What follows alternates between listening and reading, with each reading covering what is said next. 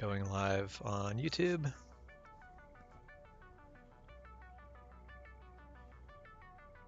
Let's start the game. And I'm sure this will go fantastically horribly.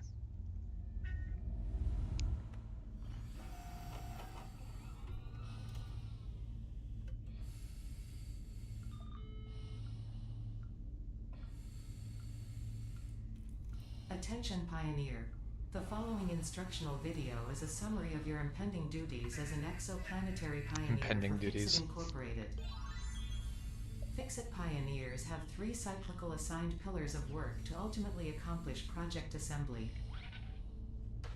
Use provided blueprints to build the necessary buildings. Chart the planet and gather resources to provide desired results and improve your infrastructure. Make sure to report any unusual discoveries to R&D for analysis. Expand your factories, Hey Michael, how's it going? And pipelines through automation and augmentation. That's it. Get to work and be effective. Warning, planetfall imminent. Please remain seated during full procedure. Atmospheric entry in 5, 4, 3, 2, 1. Planetfall procedure initialized.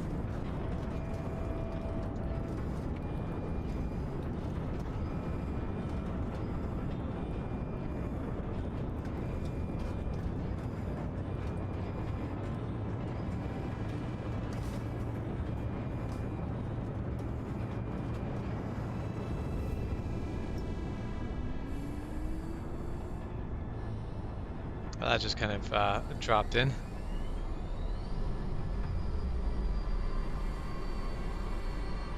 Yes, it is one animation and it just snaps you to the location we're actually dropping in. I don't think you're supposed to see that. I think that is supposed to be hidden. Planetfall complete. Please ensure the integrity of your multi-purpose exploration suit is at 100%.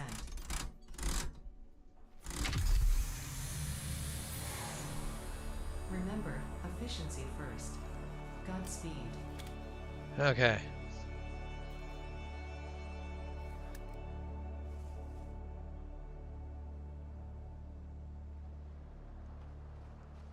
So we're out of our drop pod. Welcome to Planet Massage 2 ABB, your designated sector in the binary star system of Akicha. I am Ada, also known as Artificial Directory and Assistant, tasked to support pioneers, such as you, in their mission.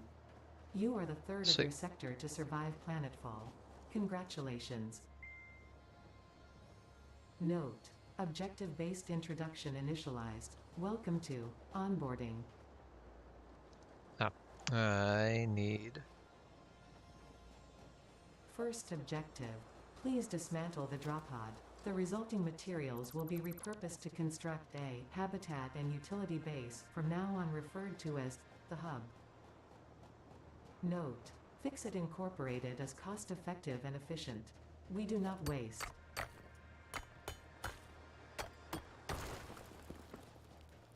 All important Fixit data and communication is recorded and stored in the codex, including these steps.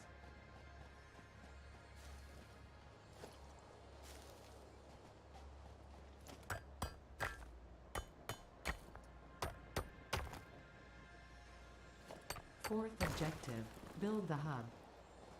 Note: to complete this objective, the resources salvaged from the drop pod will be consumed. Caution: ensure the hub is built on spacious open terrain, close to the presence of iron sources. Failure to do so will likely result in non-optimal progress. Okay, let's see. We've got one iron source right here. And then there's one a fair bit that way, one a little bit that way. So we've got 3 in the area. So this will be fine. There. Let's build...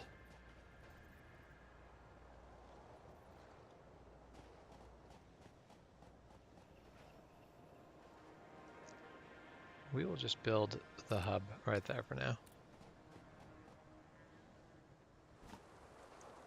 Okay, well, we need to make our first upgrade. To be able to do that, we need some iron rod. Because right now we can't build a whole lot. Congratulations, you have unlocked Hub Feature Manual Craft Bench. Hub Feature Hub Terminal. Fifth objective, complete Hub Alright, Upgrade 1. Note, the Craft Bench and Hub Terminal are essential for progression to the next objective.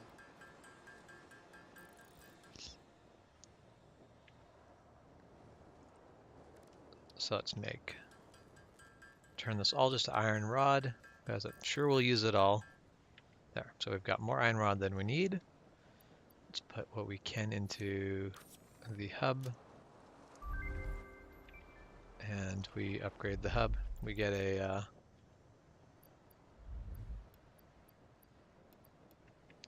box for our troubles. Congratulations, you have unlocked Building Workshop, Equipment Portable Miner, Inventory Additional Slots, Hub Feature Personal Storage. Sixth objective, complete Hub Upgrade 2. Note, portable miners require no power and will mine a node until their inventory is full. Note, multiple portable miners can be used on a single node.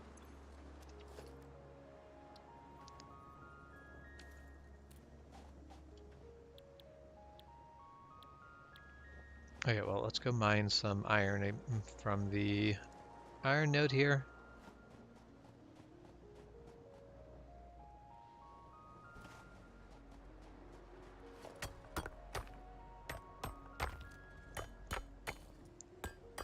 So we want to get our workshop built, and then we can get some miners out here to do this automatically.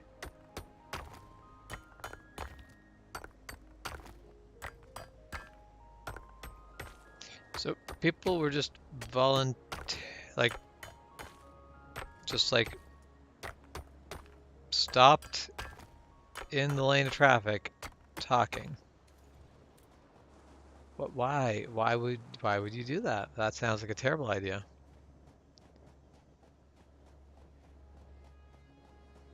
Sounds like a really terrible idea.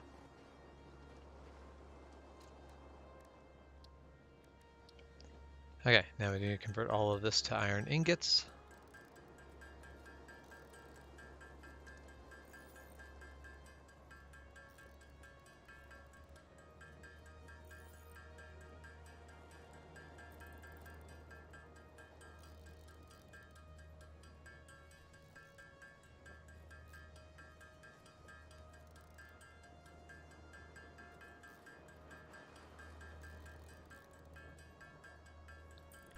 Yeah, it sounds like a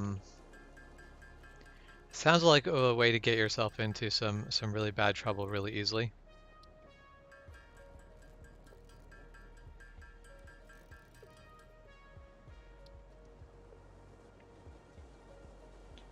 I know you would not catch me voluntarily stopping in traffic like that.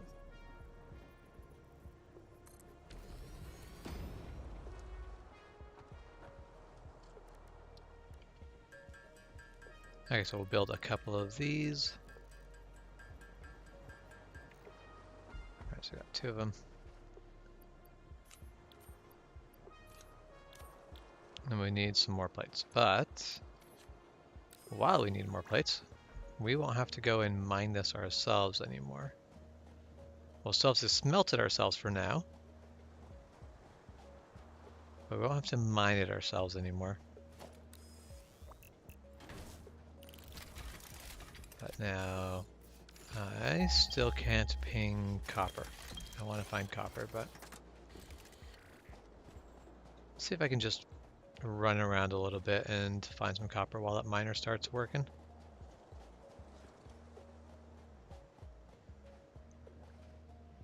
Well, oh, this is raw quartz. Nice. Well, and that's in an area where traffic speeds can very easily get up to, say, no need to be unfriendly. I don't want your iron.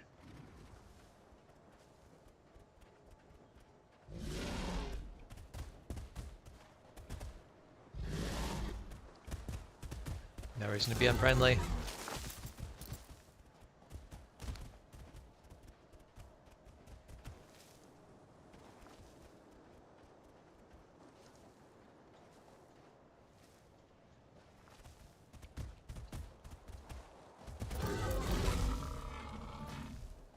There. Serves you right.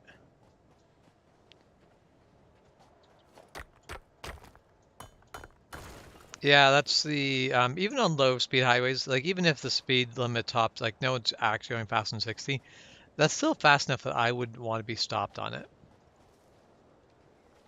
So then to be sitting there and doing like basically stopped in the way of traffic in an area where people can realistically get going up to 100 miles an hour, that just seems like a terrible idea.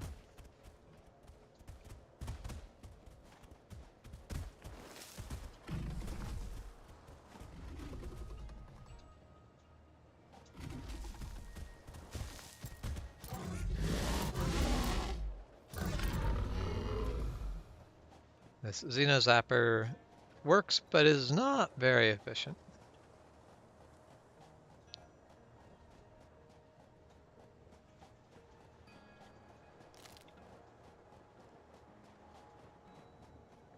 Looks like this is some more quartz.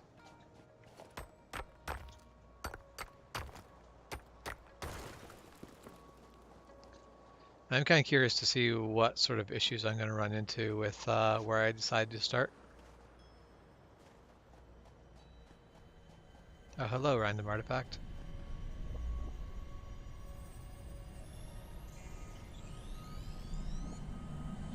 Relaying message. Hello, this is paternal figure. I have taken ill and need your help to find a cure. Doctors say that the only remedy is alien artifacts.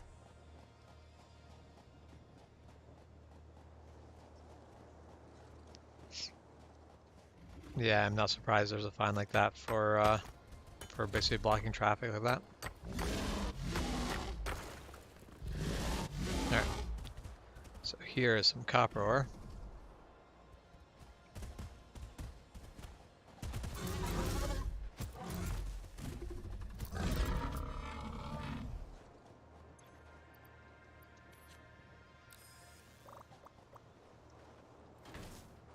Alright. Go ahead. Mine copper. Although, alright, it's going to be always a bit of a run to go collect that, but that's fine. Now, the one nice thing about where I've decided to start is there's going to be a lot of room to build my ooh, wild coal. This is helpful.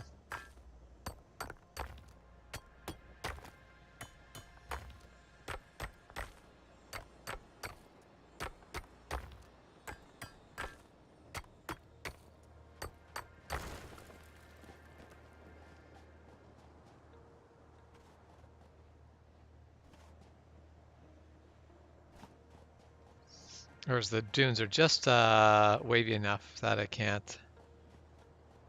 Like it's going to be a little bit tricky to sort this all out.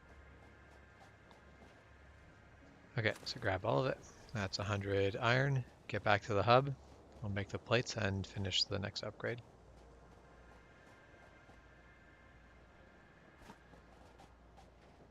Oh, how nice of them. They've got an AC in it. Don't know how you keep that open or how you keep that cool when it's like all open. All right, now we save for a while and turn iron ore into iron ingots, and then turn iron ingots into iron plates. Actually, why don't we see what happens if I just get these plates done?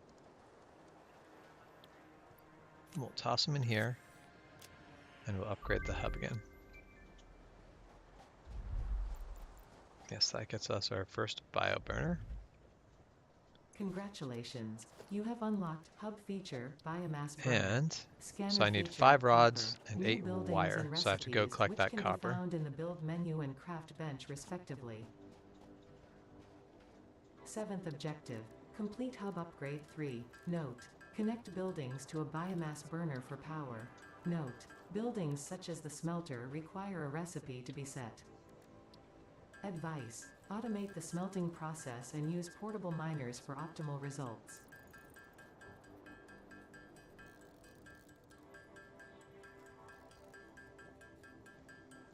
All right, so I need a wire.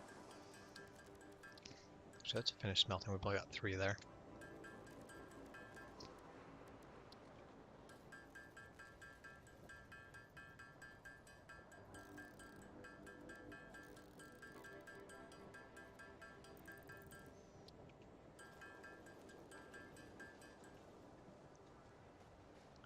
Okay. There, we have a smelter, which we were going to have to manually feed for now, but that's not a big deal. We just need to give it power.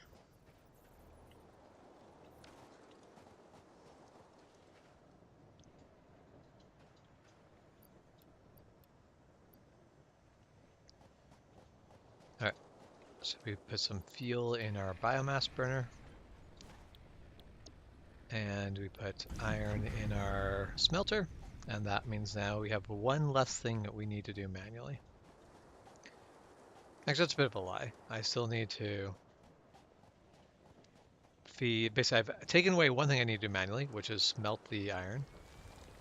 And I've added a thing I have to do manually, which is fuel the biomass burner. So right now we're not really... We haven't gained much yet. That's okay. We're on the way to automation. Long, slow progress towards automation. Bauxite. I think we need bauxite to make aluminum down the road.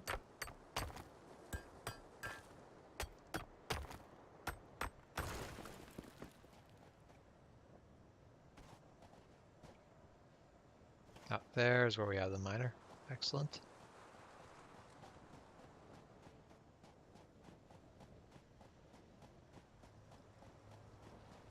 Okay, so anyway, so it has not maxed out its hauled. 95, so it was very close to. And we get back towards our hub.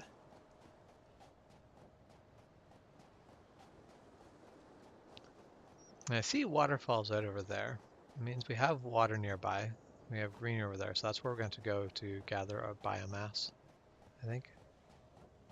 Because right now we're basically just going to be burning wood and leaves in order to power everything.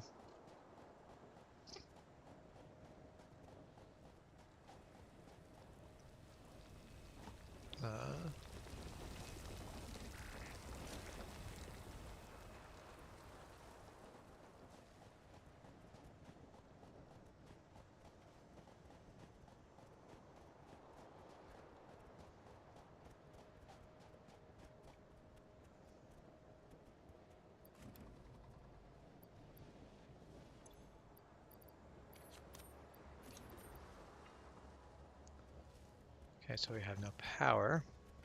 The reason why we have no power is because I have run out of things to burn. Ow. That's mean of you. Why you guys gotta be so hostile?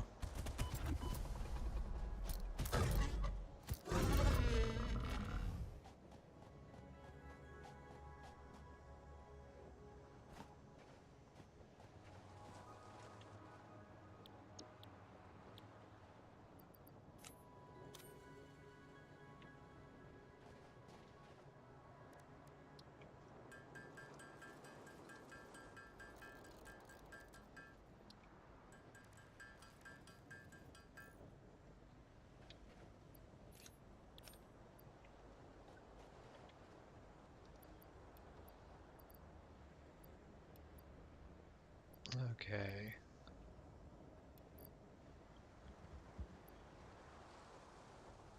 Well, let's toss the leaves in there.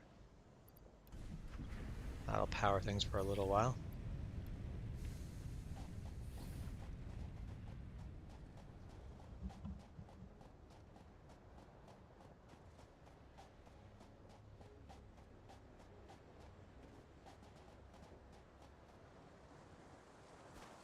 What is this? Oh, this is just grass. That is good. Man, so many hostile creatures around here.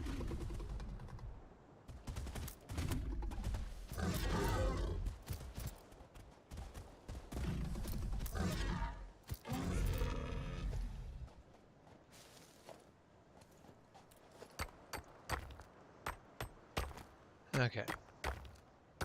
We'll mine this off just because it is convenient.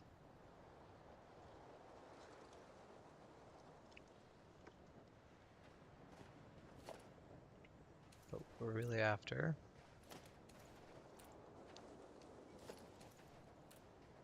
I guess I can't get that bit of grass just because of the way the iron is. It wants me to mine the iron instead of it.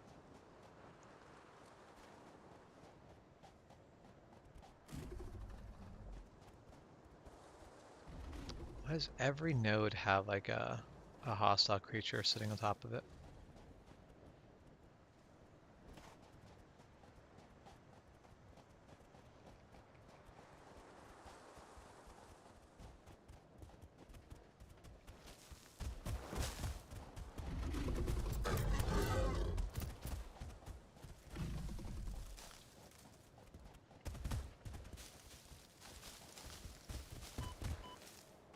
Okay, fine.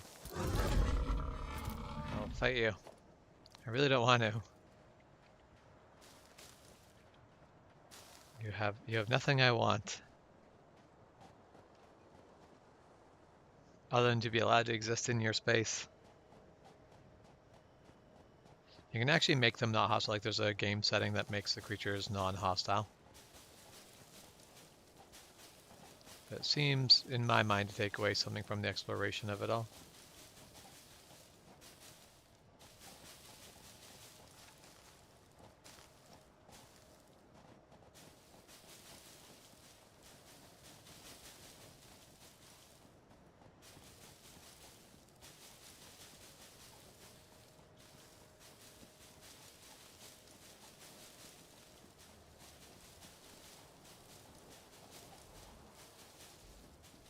Oh look, it's a land whale. Like an actual, literal land whale.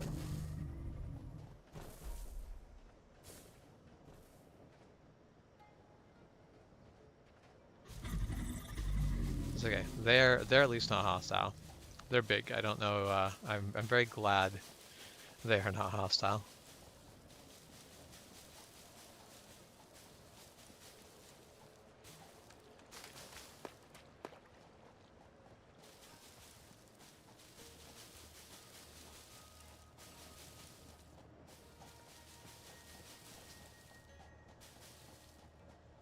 Okay, I've got enough leaves that this should last me for a little while. Allow me to make some progress.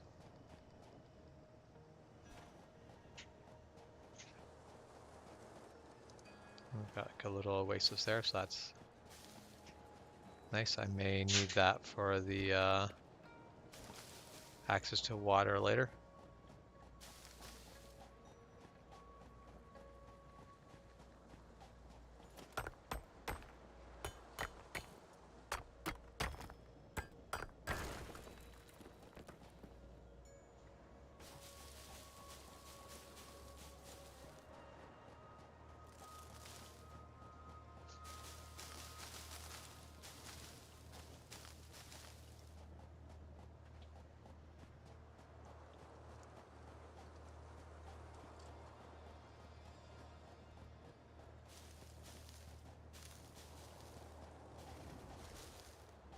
Oh, where? Of course.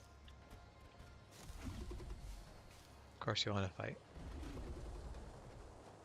Even though I really don't want to.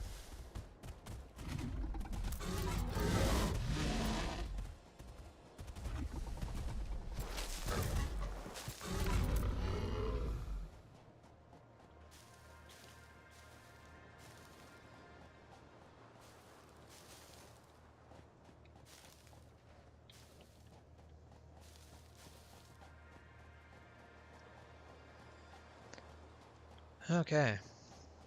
Let's get back to that hub, and I'm sure it's run out of run out of fuel by now, so we'll refuel it and then go pick up. Oh, dang it.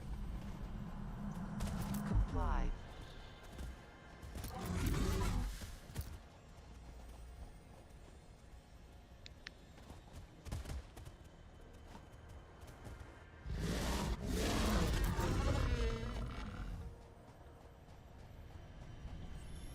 Yeah, we'll pick up the artifact. I don't think these things do anything in the game. I don't know what they have planned for them. Valuable artifact. At some point, I assume they will do something, but right now they're just kind of a thing that exists. Oh, sulfur. Nice. I honestly have zero recollection of what we need sulfur for in this game.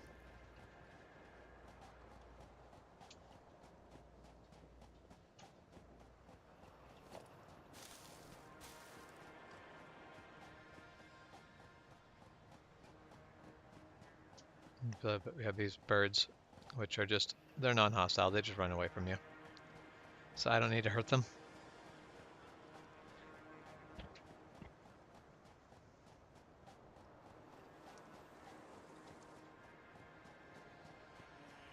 It's a very interesting looking moon, glowing, because it looks like it has lava. Basically exposed lava on the crust. And that's also, that galaxy is very close. I don't know what, where we are that we would have another galaxy that close, because we don't have a galaxy that close in the Milky Way, that's for sure.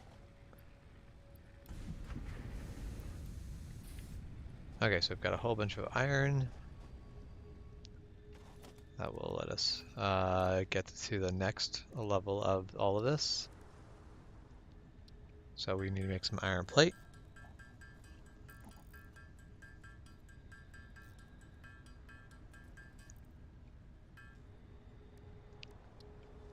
Let's make some iron rod.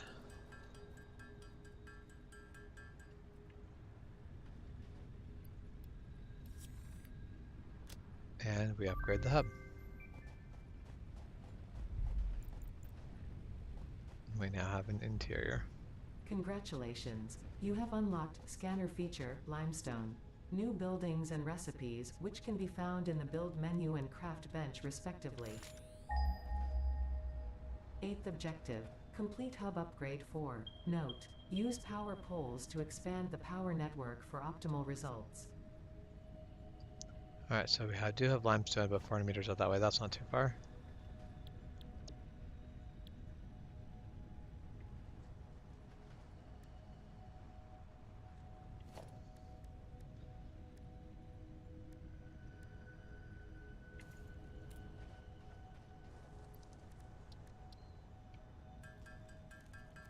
Okay, so we need to make some iron plate.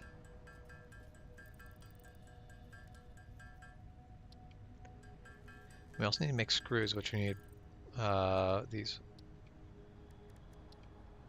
We need iron rods for.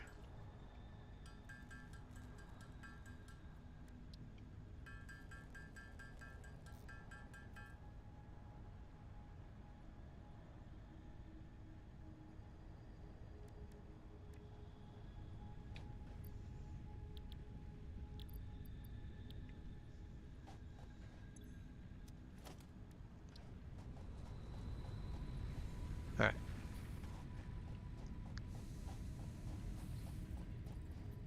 So we're going to build our constructor just right over here.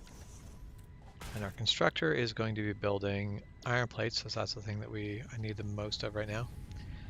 But before we can basically get that actually powered, I need to get limestone to be able to build power poles to split the power around a bit. Right now I could set the power to this or to this, and that's it.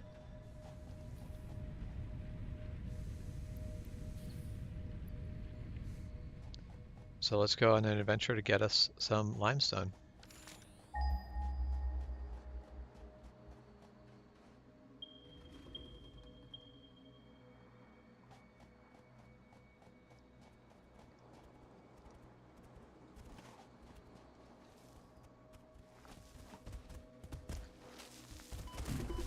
I'm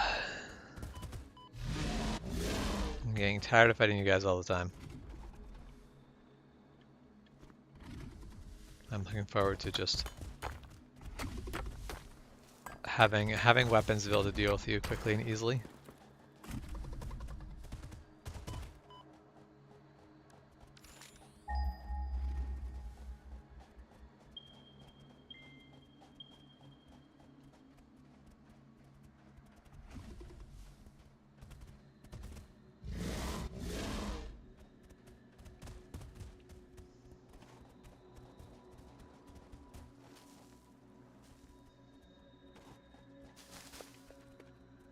This is actually a very nice little peaceful area.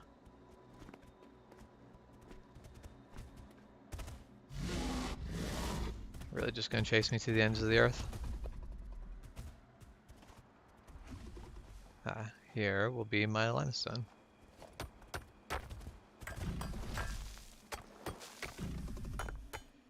Yeah, there's a lot of people who don't really consider aware on the highway. They stop and do whatever it is that they do. I don't know. I don't know if they just don't ever stop and think, but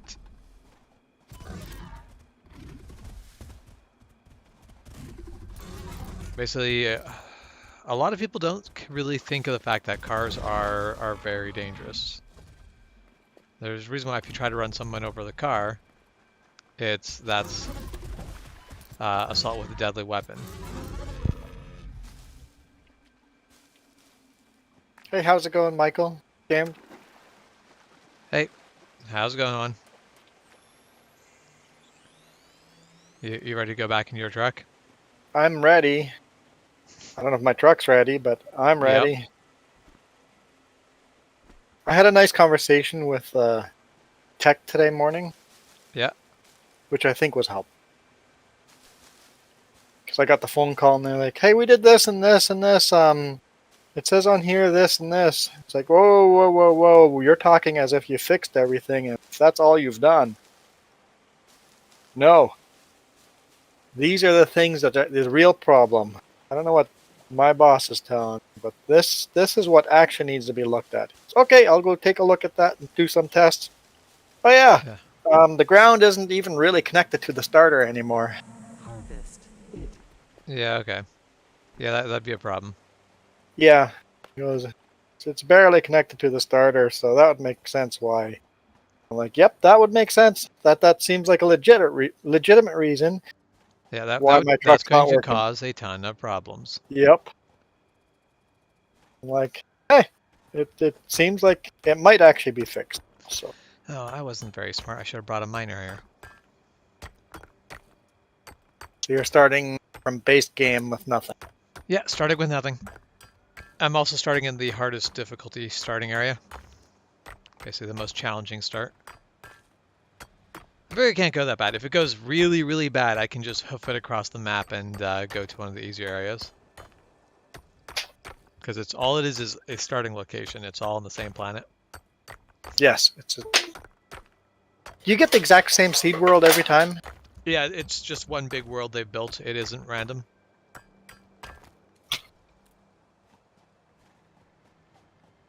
It is not a RNG world. Not procedurally generated like so many games these days. Oh, I am full. I cannot pick up more stuff. Well, let's get back to the hub. Whoa! Whoa, whoa. Mouse, you gotta relax. I just bought a new mouse. Setting set kind of high?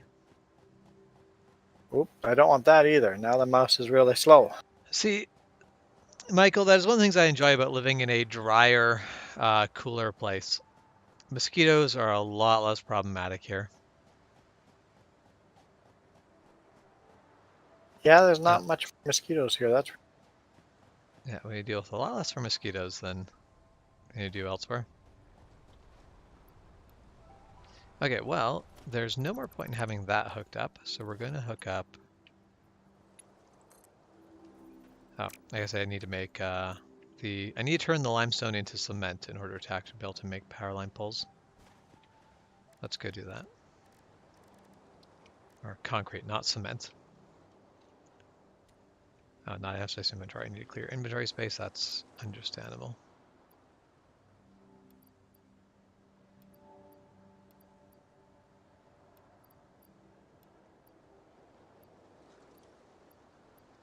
Okay, that's a little better. I didn't want fancy new mouse, but my old mouse was giving me problems. Let's just get a new one and see if that's. What type of mouse did you get? I got a Logitech G502 Hero wired. Okay, nice. Actually, just looking at my audio settings here in OBS, it looks like I'm going to have to turn the Discord volume down. Now that everything's separate, I can like adjust everything individually. Ah, yes. And currently it is spiking. Your audio is spiking higher than mine when you talk. So I'm going to turn that down a bit. But yeah, it took me a while to figure out how to set it all up, but I think I've got it now, and it's should make life a little bit easier. Yeah, especially for editing later on. Yeah, and that is I am Are you currently. recording this right now? Yes, I am recording it as well as. Oh, I am missing cable. I'm recording this as well as streaming it, so then I can edit it from the recording, not from downloading the Facebook video or YouTube video, not I Facebook. believe I'm still spiking. Probably. It is very, very confusing listening to both Discord and the live stream, but I am definitely louder than you are. Yeah. Okay, so currently, basically on OBS, I just barely spike into red. I've turned you down again because before you were maxing out on it. Now you are not. So if you speak now, hopefully you should be more middle tone. If I don't get confused about what I'm listening to. Okay, so that one, when you were talking right there, your volume spiked a little less than mine. Except you were talking when I was supposed to be listening to the YouTube, so shut up for 2 seconds. Okay, that's a bit better. Yep, that's much better. Yep, that worked. The joys. Okay, mute stream again. Yep. Wait a minute, Michael, you know how to speak in Celsius? You're just always making me convert it manually because... No, I just keep every single time. I'm like, you know what our temperature is here right now, Michael? My temperature here is 16.5 Celsius. So you are pretty much the same temperature we have. Yep. Nice, comfortable day that I see 2 motorcycles outside right now. Yep, it's beautiful motorcycle weather out there right now. This is when I'm really tempted to go register my bike. Yep. Yeah, if it wasn't busy doing a bunch of things, I would have my bike insured by now for sure.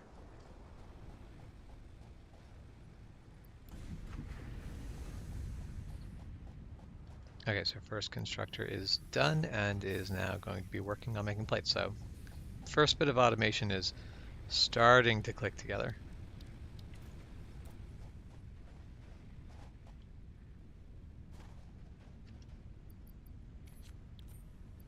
Sure, this mouse has probably a Logitech or something. Yeah, so the mouse I have is the Logitech MX3 or the MX Master MX3. I really like that mouse. Keyboard's a Razer. I found I don't really like the Razer stuff. There's something about the way they're built. They lack some element of quality I don't like. That said, like the Logitech keyboard I have is really nice. However, there's no space between the numbers and the F keys. And I find that now I'm hitting F keys a lot, and that is a little bit frustrating. No, I would want the space, yep. I am currently looking at new microphone and headphone because my headset is falling apart, so I have to debate getting a headset with a microphone or have a separate microphone and a headset. Yeah, for your setup, it may actually be best to go to two separate things, but I've always gone, like, my setup is just a microphone on my headset. That's what I have now too. But Although, if I want to do more YouTube, I should probably look at also having separate microphone and headset, because then I can get a good quality. I don't really need a high quality headset, but if I'm going to be doing the more YouTube and videos, it would be nice to have a high quality headset, or sorry, a high quality mic at least. Excuse me. oh, the mouse has onboard memory to remember its settings. Yep, gotta love that stuff. Yeah, that way if I switch mouse from computer to computer, it'll remember my setting. Yep.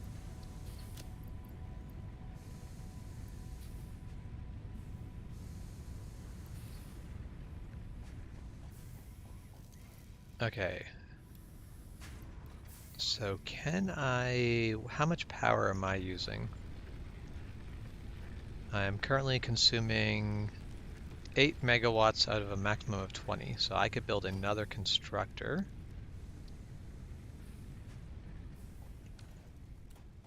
Building another constructor would let me automate more things. Actually, I really love this type of game. I'm really glad I found that this sort of game exists, because I really like the challenge of, okay, how do I automate this?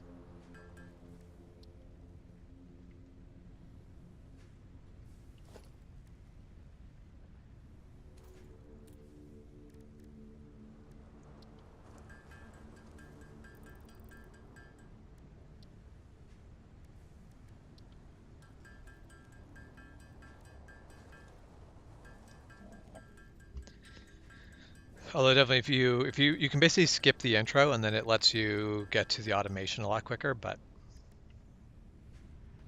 I like having to actually build up to the automation. Yeah, me too. Yeah, make it a little harder. No, I didn't build the reinforced plate. I just built the screws to make the reinforced plate.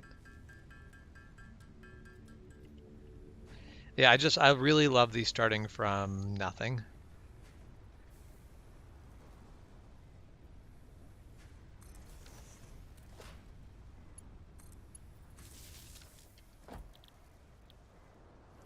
Okay, so that one's going to make iron rods.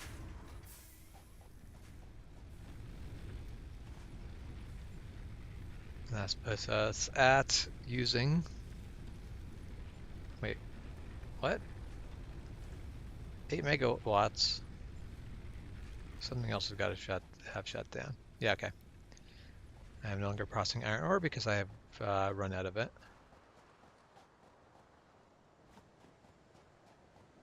That means everything is using about 4 megawatts so far. That means when everything is running, I should be at about 12 out of 20. I can add one more thing in.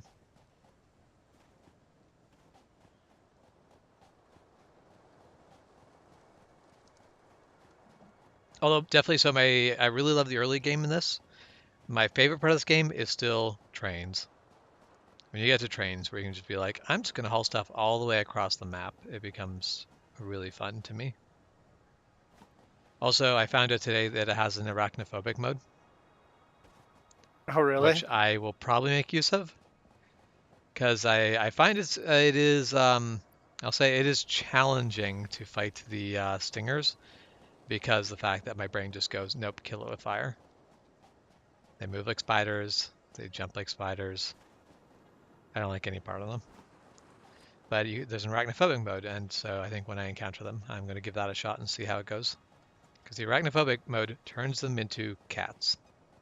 And Oh, really? I am very curious to see how that works.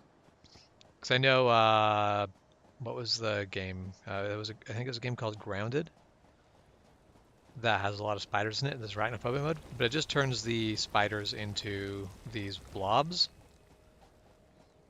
And I'm like, I'm curious to see how it is, just turning them into cats, turning them into something very different. And I have no clue what level of quality these cats are. Yeah. How much I've actually put into this. So that'll be interesting.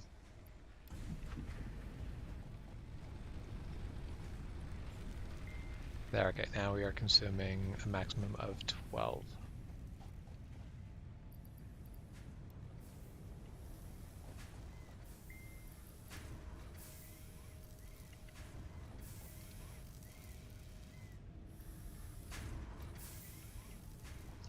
Okay, we'll finish the next level of upgrade.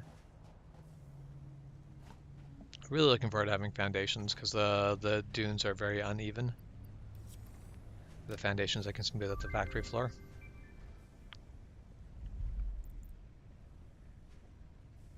Congratulations, you have unlocked building, conveyor belts and poles. Inventory, You're eating additional cake? slots. Jess Ninth is eating. objective, complete hub upgrade 5. Note, Unacceptable. portable miners cannot be connected to conveyor belts. Advice, when planning the construction of buildings, note the placement of conveyor belts. Okay, so currently I can put up conveyor belts, but I can only put up conveyor belts to basically I can't split the conveyor belts, so they're not very useful to me right now. I'm getting a spoon. I'm not sure what that means. Are you getting hit by a spoon? No, Are I'm you getting getting a a spoon spoon so that you can so eat I can cake? eat cake. Yeah, okay. Like, this could be going a lot of ways. You could be getting a spoon because you want to use a spoon.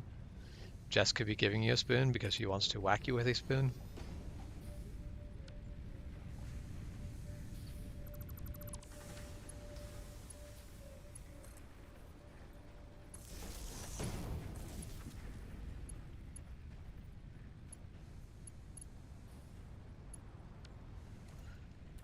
Of course, I need more cable.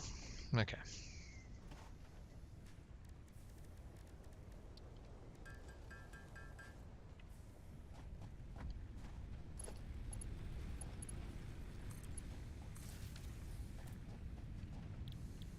And you make copper.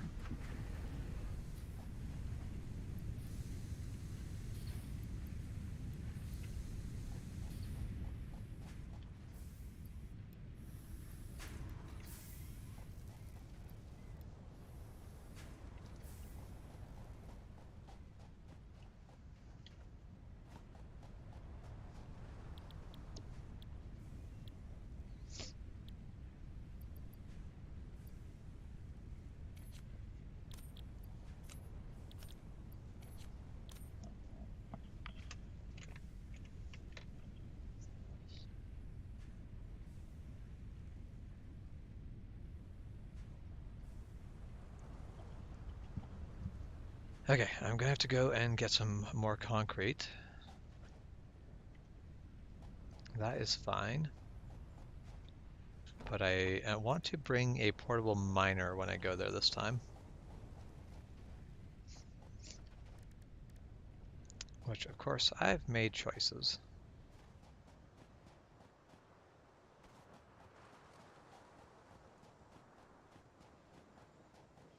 I think the next upgrade should give me the miners, which allow me to actually really attach things in a more meaningful way. Or like the, not, basically, instead of the little auto miners, it'll give me like a big miner that I can put conveyor belts on. And that'll be the step up that lets me do more. Because then I won't have to run away from the hub to get resources.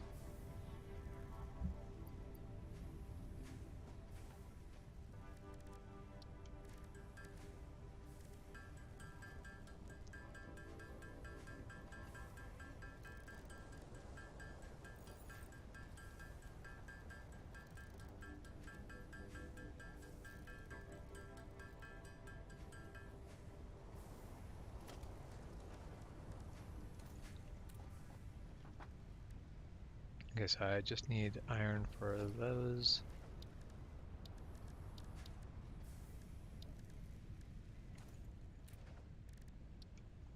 Let's build some cable. I guess build all the cable because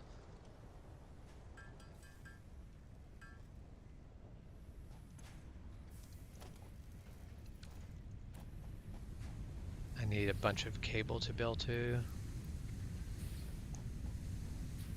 make all of this work. Look at that, and I've got a bunch of copper as well. Okay, so yeah, to finish the next upgrade I need.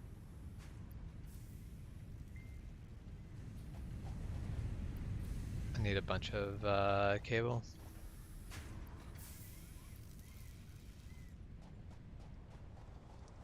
There, let's go over to the workshop, make ourselves an auto miner, and then head out to where the limestone is.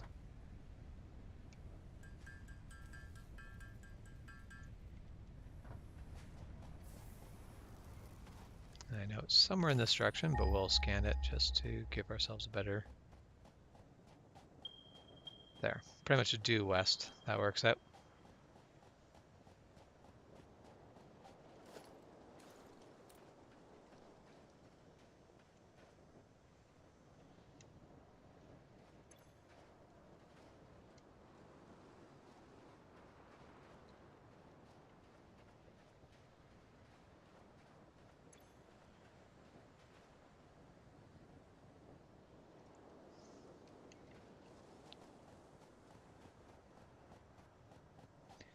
These dunes are actually really tall. I'm going to have to decide whether I just want to build the factory floor high enough to just go over top of all the dunes, or if I want to actually try to kind of follow the dunes.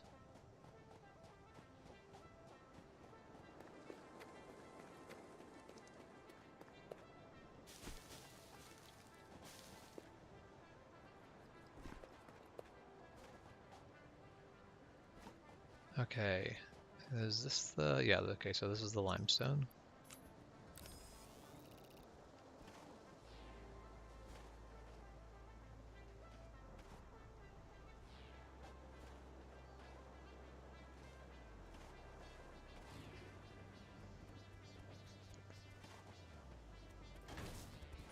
Okay.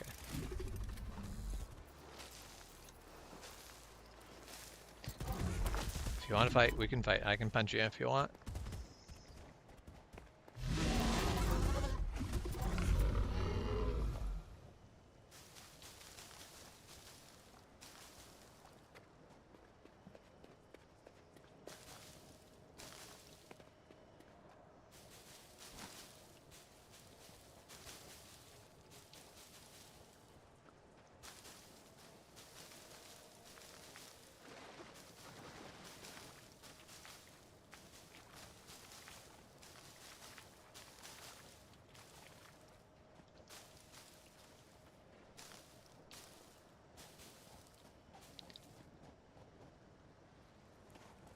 Alright, this thing has probably gone on long enough to have enough limestone to get me where I need to go for the next hub upgrade. Then next one will be limestone. I can come back here and grab a full stack.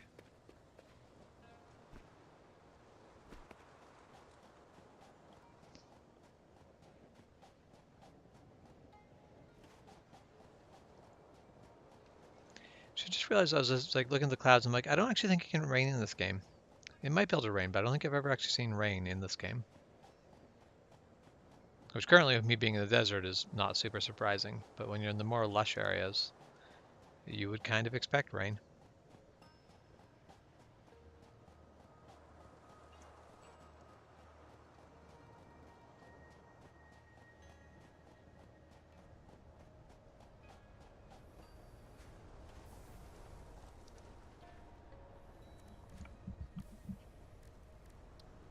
Okay, and we'll turn that into concrete.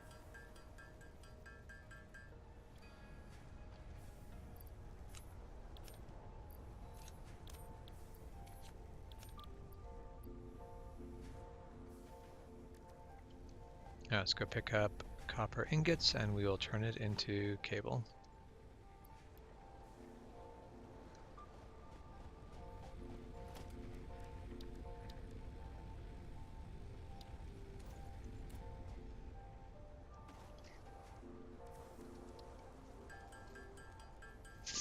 We need 20 more cables.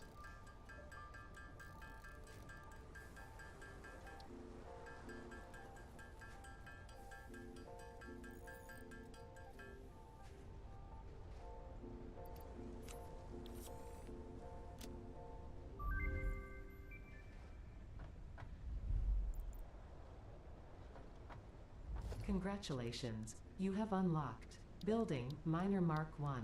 Building Storage Container. Hub feature Additional Biomass Burner. 10th objective, complete hub upgrade 6. Note, there are no notes.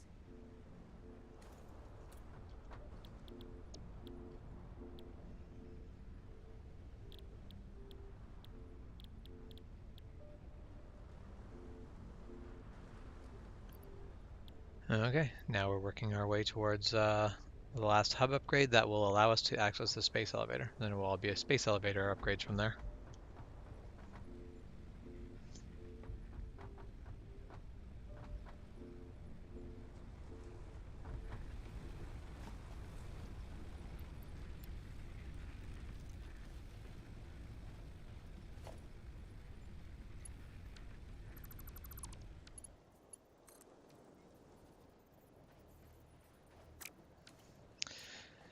Right, I need wire in order to build power line poles. It makes sense.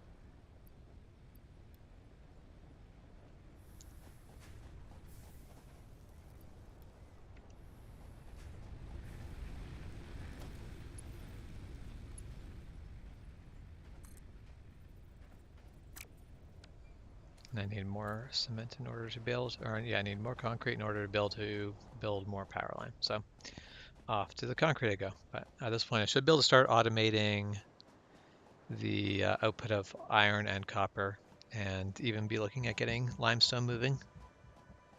Because I can actually build miners that are going to conveyor belt everything over to the hub.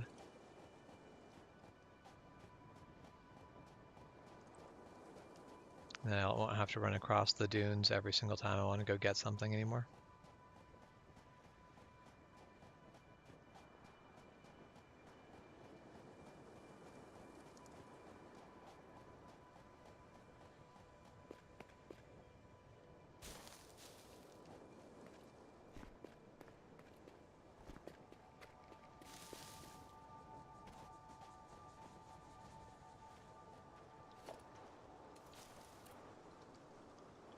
Okay.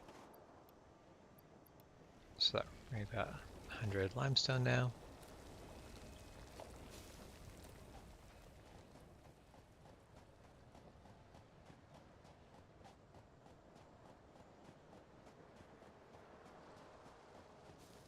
So our first goal is basically get miners set up for there. Let's not try to stun the quartz. But yeah, set up. So our first goal is to set up miners for the iron and copper, and get that flowing to the base. We'll actually get assemblers for each of them. I think we'll run out of power to be able to do quite what I want right away, but we'll take bits of progress at the beginning. Anything that I can just get fully rolling on its own will be a success.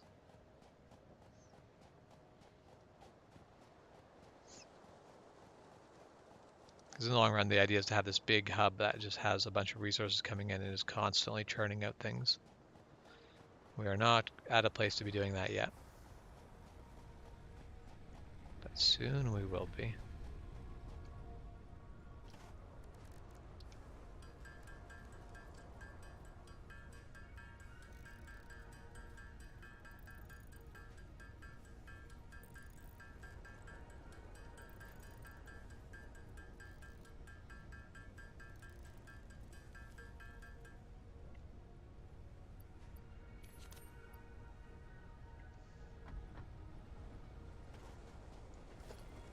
Okay, so let's pull power from here up to the top of the hill.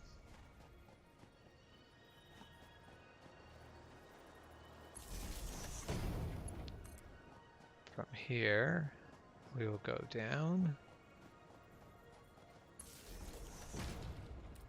And now, in order to... Oh, what did I accidentally hit a command key? Okay, I want to build a miner.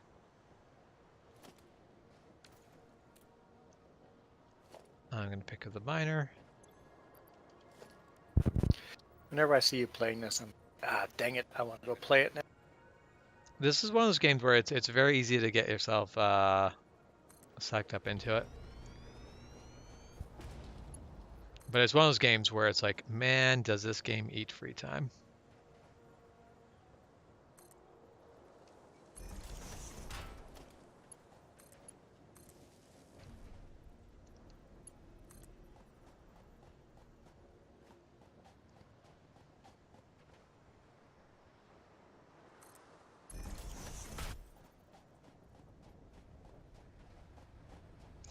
But this is, I think this is technically a multiplayer setup game, so you can just hop in and fiddle around for a bit. But it is a bit weird playing in someone else's world in this game. Okay, so this should now just be feeding an unlimited supply of iron ore to an iron smelter. Now I just need to get that iron smelter feeding to a constructor. And this should just be an auto-feeding endless cycle. Actually, let's not build it there. Let's build it from here to there. Now I'll be getting an endless supply of rods.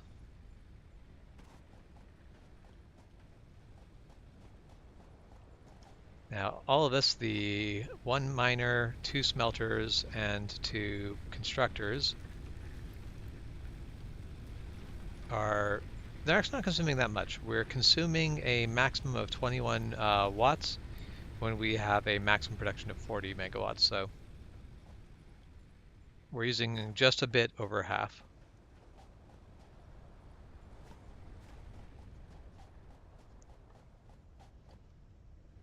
Man, am I looking forward to Foundations.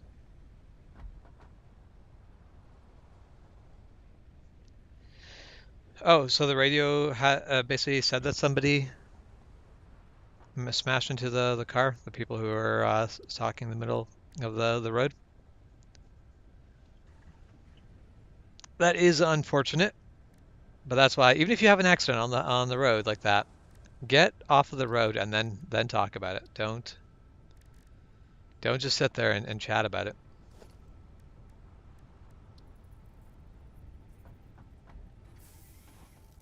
So if I add an additional smelter on this side.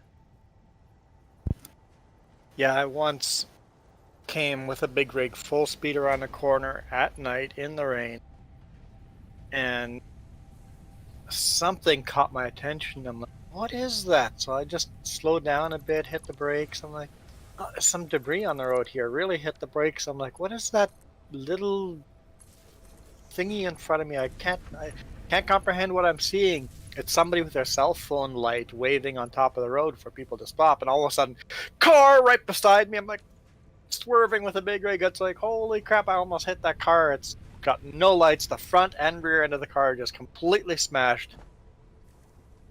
Yeah. And guess what? They left their daughter sitting in the car. I'm like, yeah, no, get him out of the car. Kid out of the car, off into the ditch on the other side, because you're going to die. Yep. You have survived the accident. The only thing that's dead is your car.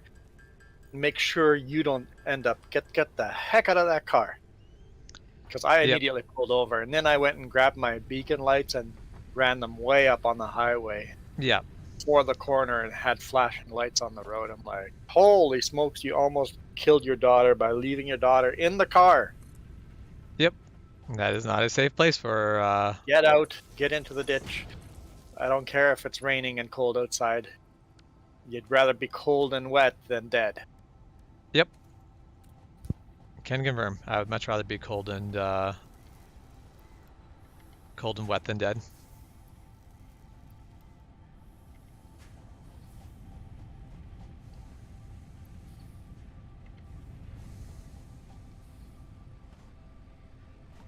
Man, do I already miss the jetpack in this game?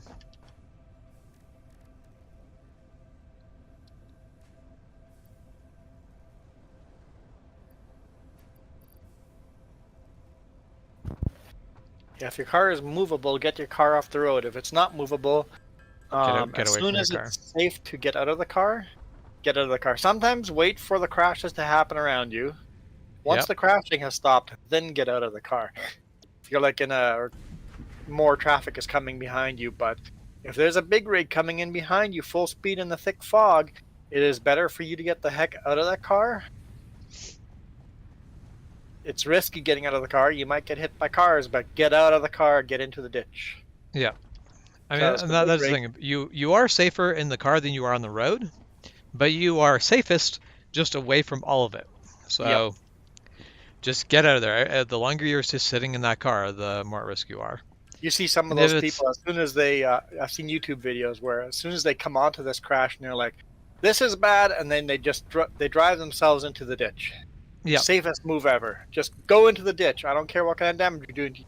Go in the ditch. yeah. This is how you don't get like a really bad rear ender. Yeah, Drive the car into the ditch, and most of the time those cars still get hit by other people that make that same decision.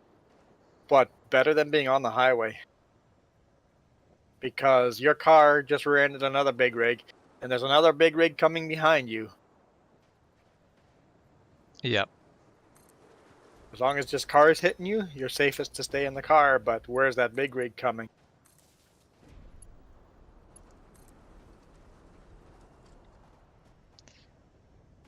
But you also get the thing where like you see a motorcycle involved in a crash, and sometimes they basically will choose to wipe out. And people are like, "Oh, they didn't have to. They could have just done this and this." It's like, no, no. This person went, "Well, I can either control this wipeout, or I can try to save it, and then risk putting myself in a position where now I'm really at risk of getting hit hard by Yep. basically. I'd rather wipe out into the ditch than get taken out by a car."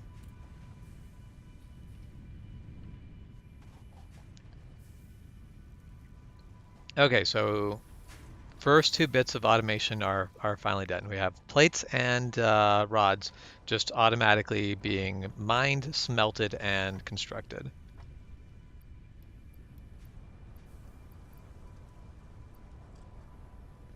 Now we got to get set up like this for limestone and copper, but we are currently using 30 out of 40 megawatts. I don't think we're going to be able to. Yeah, power control at the beginning is quite important. Yeah, yeah. Until you get into coal and oil, power's always a tricky balance.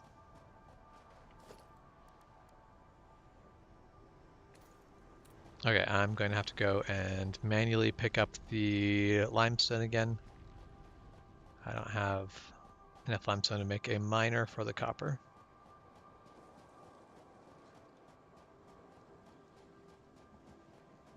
But we've got about half of what we need automated right now. Automated, so it is progress.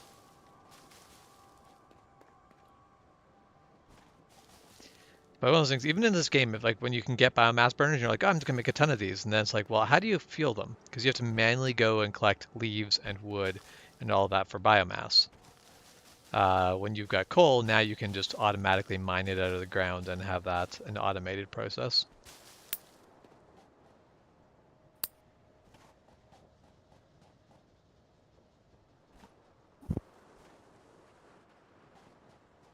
Of course. Now, where was that? Okay, right here is where it is. Yes. Grab all. All right. So I don't know if you saw my post yesterday. There's a downside to ordering a do-it-yourself framework. Yeah, it's the case of it's not just bam, It has a here's all. BIOS on it. That's all. Yeah. The drivers and stuff, it's going to be a you problem. So now, because that's one thing, like a lot of those drivers, like Windows comes with a lot of drivers these days. Like Yes. most devices you can plug in, as long as you have Windows, it'll just automatically work. But I guess it is one of the things where Windows still relies on your computer to have stuff like USB drivers itself. So I guess that's kind of what you end up getting bottlenecked by. The The thing is, Windows is this making some board, assumptions. this framework, you have to remember, doesn't have dedicated USB port. Yes, because it could have They're USB all ports. It doesn't have to. they're all expansion ports that could be Anything. anything.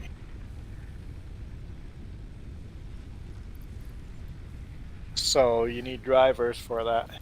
Having said that, framework itself does have a driver bundle. Yeah. It suggests that you download and install, which I did. That gets rid of a lot of those problems. Yeah. But you still have some problems here and there. I'm glad truck was broken down and I've got a couple of days to just fiddle with it, try things. I'm like, oh, this thing over here doesn't work. Okay, just Google it. Yeah. What do I need to do?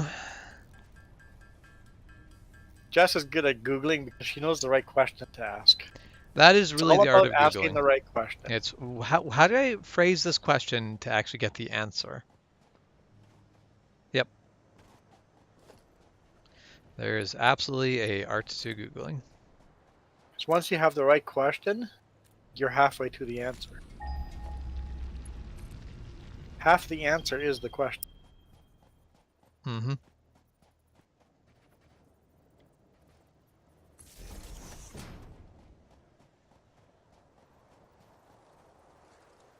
Jess is always like, I don't know, I'll Google like everybody else does, but no, she knows how to ask the right question. That's why some of us suck at Googling and others are good at it.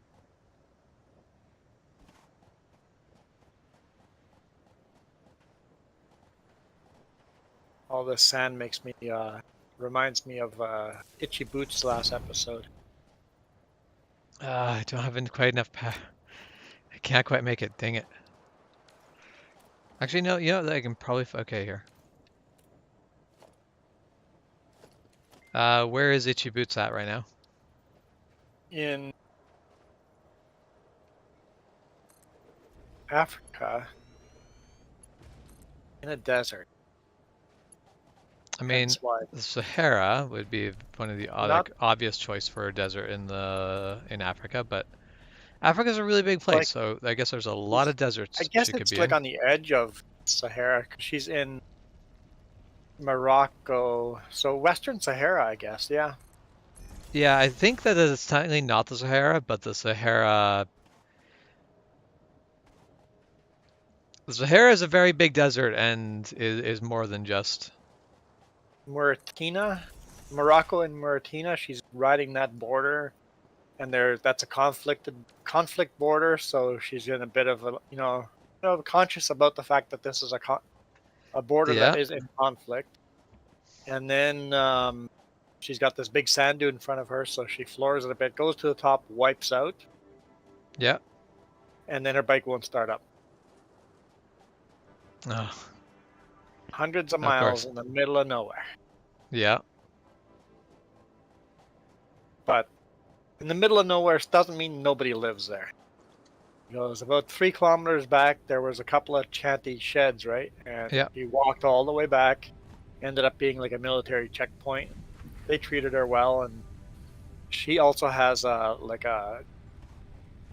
satellite that she satellite can, phone. yeah, not a satellite phone, but a satellite So, that she can send text to phone numbers. okay, yeah. So, So she sent a text to the Mauritania tourist,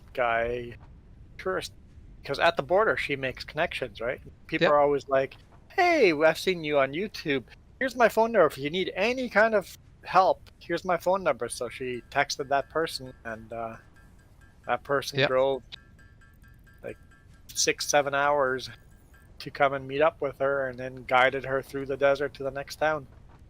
yep. And So that's the thing. Basically, you're any adventure like that, you're basically relying on your ability to sort of improvise and make connections and make all that sort of stuff work. and, overnight, the military just took out like oil barrel and some stuff and made a little shelter for her to sleep beside her bike under a Yep. tarp in her sleeping bag. So she slept outside. They helped her with a shelter in the middle of the desert. Yep. Yep. People always go, "You're here by yourself?" It's one of the comments you hear over and over and over. She edits most of those out. It's like, "You're here alone?" She Yep. doesn't like answering that because you Nope. say, That's a "Yeah, I'm risky alone." question to answer. Yep. It's like, who's asking me that question? The And like that's the thing. Like when you're going to someone in a vulnerable situation, asking them if they're alone very often is a very well-meaning thing because basically the person asking is just going like, you don't have anyone else to help you. Yeah.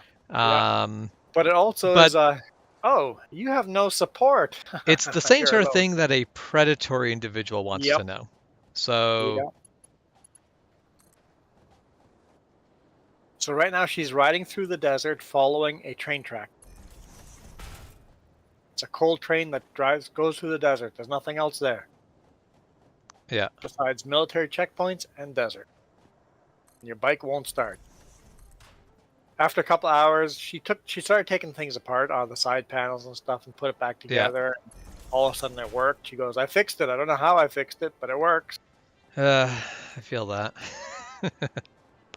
Took a bunch of shit to get There's apart and put the bunch of shit back together, and now it works. yeah. That's like honestly, I feel like I wouldn't be that hesitant to take a bike on a long ride. That I would want some very basic tools for diagnostic and repair. But because of the fact that I'm comfortable with, like, I can literally pull an engine apart if I have to, makes it a lot easier to be like, all right, well, if something breaks down in the field, I can probably make something work. I'm hoping, I really, really, really hope that she's heading for the Eye of Sahara. The Eye of Sahara, I don't know what that is. Sounds interesting, but I don't know what that is. I hope she's headed for the. Okay, go to Google Maps and Google Eye of the Sahara. Okay. And then zoom out a bit from the Eye of Sahara and see all the water flood marks. Like, zoom out to the size of the country or two countries so you can see Mauritania and Mali. Hey, Mac. And look at the desert and go, does that look like floodwater has flown into the ocean across the Eye of Mauritania? Okay. Or the Eye of Sahara. So we have Eye of Sahara. Zoom out so you can see a couple of countries. Does that look like massive, massive floods have wiped right across that eye? Further out, further out, further out. So yeah, basically you've got these big sweeping motions across, which might not be like a lot of the sweeping motions across are very likely not. If you start looking at the elevation of the Eye of Sahara and the rings it has, All Atlantis. right.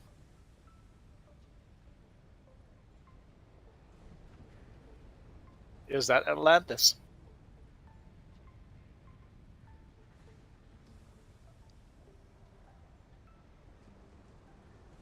I hope she heads there.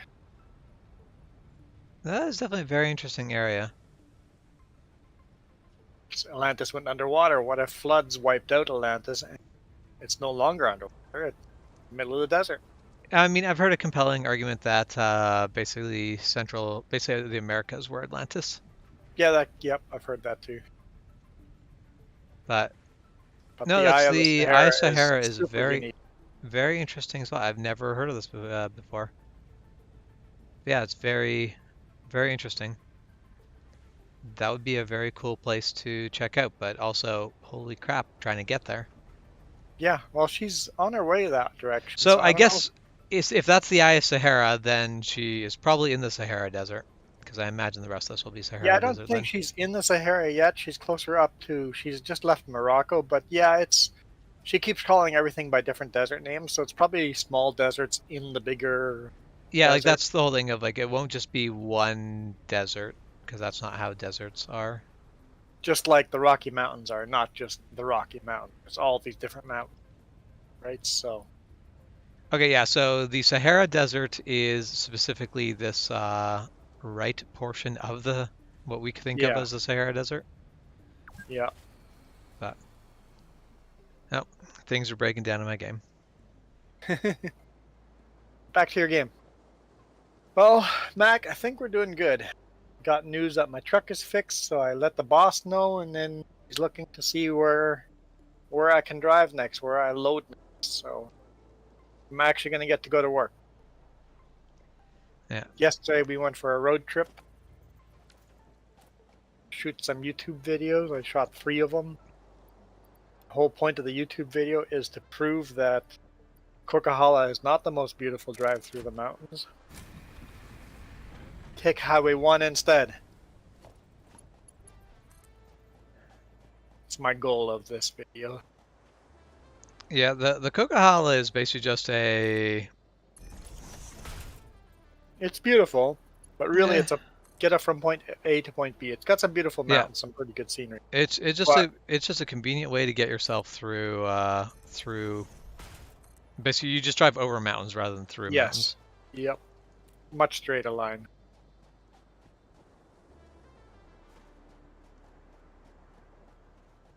Man, getting copper to this has How ended much up being money and very time it difficult. takes to get back on the road? I have no idea. It's I've been down for not your another. bill to pay. I've been down for 2 days now, so they didn't look at it yesterday. They didn't have time, so it's more time, right? And then the bill, I never get to see the bill. It's not my truck. The company pays for everything. So that's the one thing that's really nice about being an owner operator. I have no idea. I know sometimes I've seen some of the bills and it's like thousands of dollars. I'm like, yep, I am glad I'm owner operator, You or mean not an owner not owner operator, operator? You are not not an owner owner. operator, and it would be your bill to pay if you were owner operator. Yep, I'm like, holy smokes, I'm glad I'm not paying that bill. Especially since I spent 2 days off last week in Burnaby, and then 2 days off now. So losing pay from having time off sucks enough as it is. Now imagine having to lose time off Yeah. plus pay for the repairs.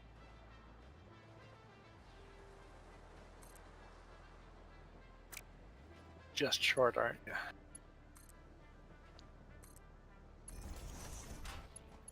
I'll just have this little short segment here to connect the two. All right. Well, we now have copper making its way in. Now I have to do that all over again, except even further for the limestone. But all this is just one big jumble of a mess because I always think it's probably best to just make that jumble of the mess and then start rebuilding in a new yeah. location. Well, so once you can get foundations, that's when Yeah, you can finally not make it a jumble of a mess. yeah. Go to a new location, even next to it, and then start Yeah. building your foundations. And Yeah, once just you got build your your foundations, foundations, put then everything on the slowly move foundations. everything over, reorganize everything. Because at first, it's a mess. Yep, yep, no way to not make it a mess. I don't know what a Hino truck is. We've seen Hino trucks. They're popular in Central America. Are they? I don't remember seeing a Hino. Okay, that logo looks familiar. Yeah, I remember Uh, seeing some. They're Hino Motors is in Canada. do we really have them up here? I've never really seen them on the road. I googled it. It says Hino, Vancouver Hino truck sales.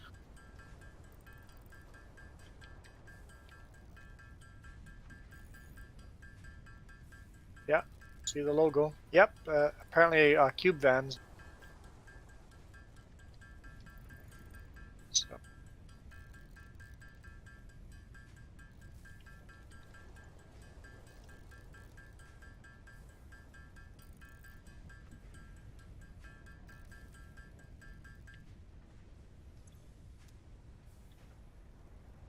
But yeah, they're not popular here, but I have no, seen them I, elsewhere. I bet you if I start looking in Vancouver, I'll probably start seeing Hino Yeah, you might. cube van.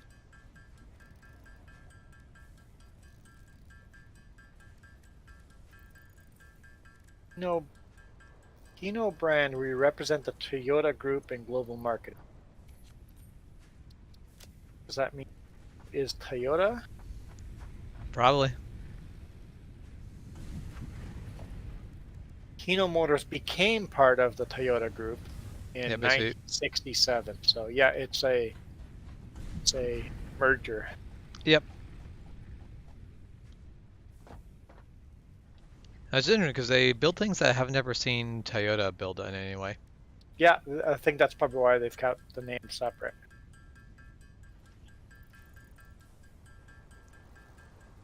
So what's most common is you see the same vehicle branded under different brands. But some of the Hino like pickup trucks I've seen do look a lot like Toyota pickup trucks, so that does track. They are probably using the same Some of the thing. same Where parts, right? where they're building things that are similar, they're building. Same switches, same lights as much as you Yeah, can, same mirrors, same as much stuff that you can use the same wiring harnesses, the same engines, the same. Yeah, yeah, I bet you the interior of a Hino would have a lot of the same switches you used to see in a Toyota. yeah.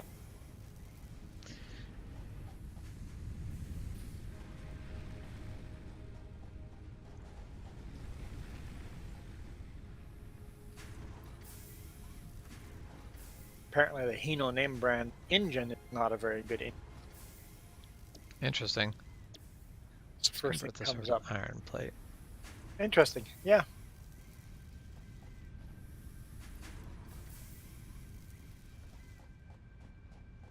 Oh, okay, so they take a Hino and make the frame, they beef up the frame so they can carry more than the manufacturer's suggested loading capacity, and then you can load it a lot taller.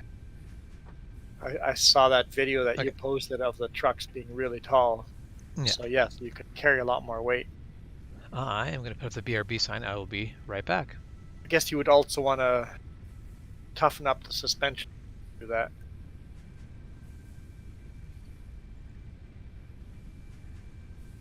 You're going from a 25 tons factory capacity to beefing it up and carrying 100 tons.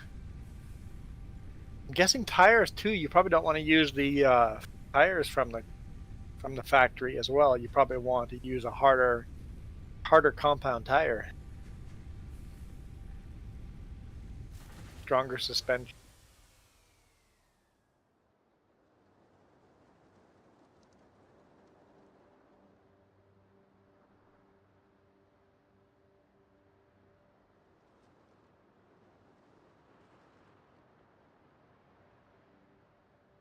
Yeah, here in Canada and US, we're restricted how much weight we can carry on the roads because of all the damage more weight does to the road.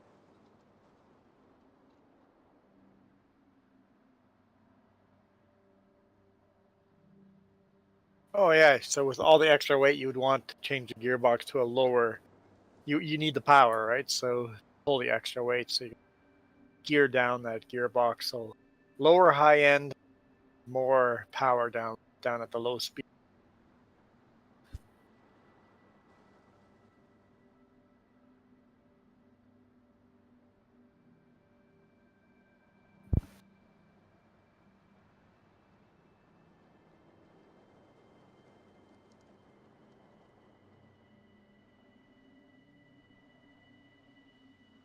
Yeah, so I'm just sitting around waiting for a phone call, and I'm also rendering the videos I shot. Because if I'm not driving the big rig, I've got to shoot videos for the rest of the week, or I guess in 2 weeks from. Okay. And I am back. So it means I'm kind of in limbo land. It's like, am I leaving today for work? Am I leaving tomorrow morning for work? Because the boss hasn't figured any loads out for me. Who knows where my next load is? Well, I'm not streaming, but Jim's. maybe that goes too deep. No stream I mean, yesterday, right? I did not stream yesterday. Yep, that is correct. All right, well, I need to do something about the fact that I'm going to run out of biomass soon.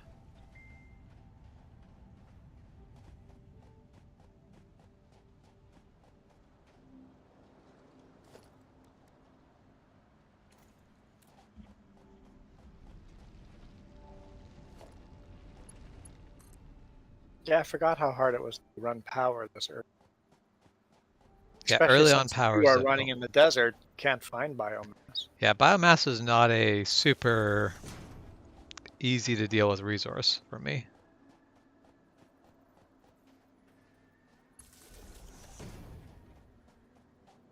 But that was one of the things I'm like, this is a more challenging start because of stuff like this.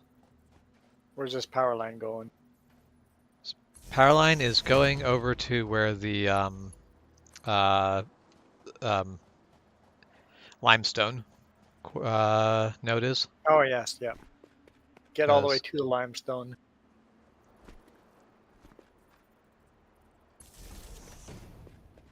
I don't like how this stuff clips through the mountains. You have to always make sure it doesn't clip through the mountains before placing yeah, stuff. basically it doesn't have any issue clipping through the mountains, so you've got to make sure that it's not doing it for yourself on your Visually, end. Yeah. just for visually, and like it doesn't What look I right. what I like is that it actually kind of usually warns you, and it goes basically like, this will clip. It won't stop you from building it, but it will go, hey, this is going to visually clip. And there's other times where it's like, no, you're trying to build things on top of each other. You can't do that. So I do like the fact that it's forgiving for that. Because there's sometimes where you're like, I just need this temporarily and I don't care if it looks right. I just want this to hold together temporarily. And then you can go through. The one thing I don't like is I don't feel like there's a good way to set up the train train tracks. So I basically want to have it as like an elevated monorail, because that's the easiest way to get the trains out of the way of everything, because you don't want to have, like, they can't make tight corners and sharp up and down, so it's easier just to have them above everything, elevate them above your factory. But then it's hard to support them in a way that actually looks right. So The Last of Us Part 1 has some horrible, horrible reviews, so I'm not too sure about that game. Oh, there's my phone call. The Last of Us.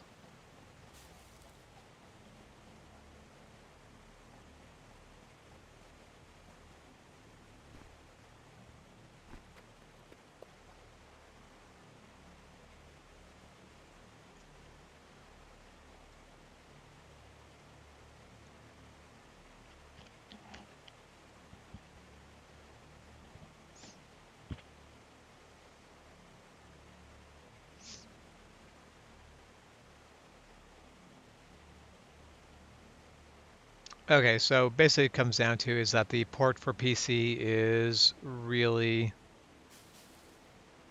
janky and crashes a lot. That's unfortunate, because The Last of Us is a great game.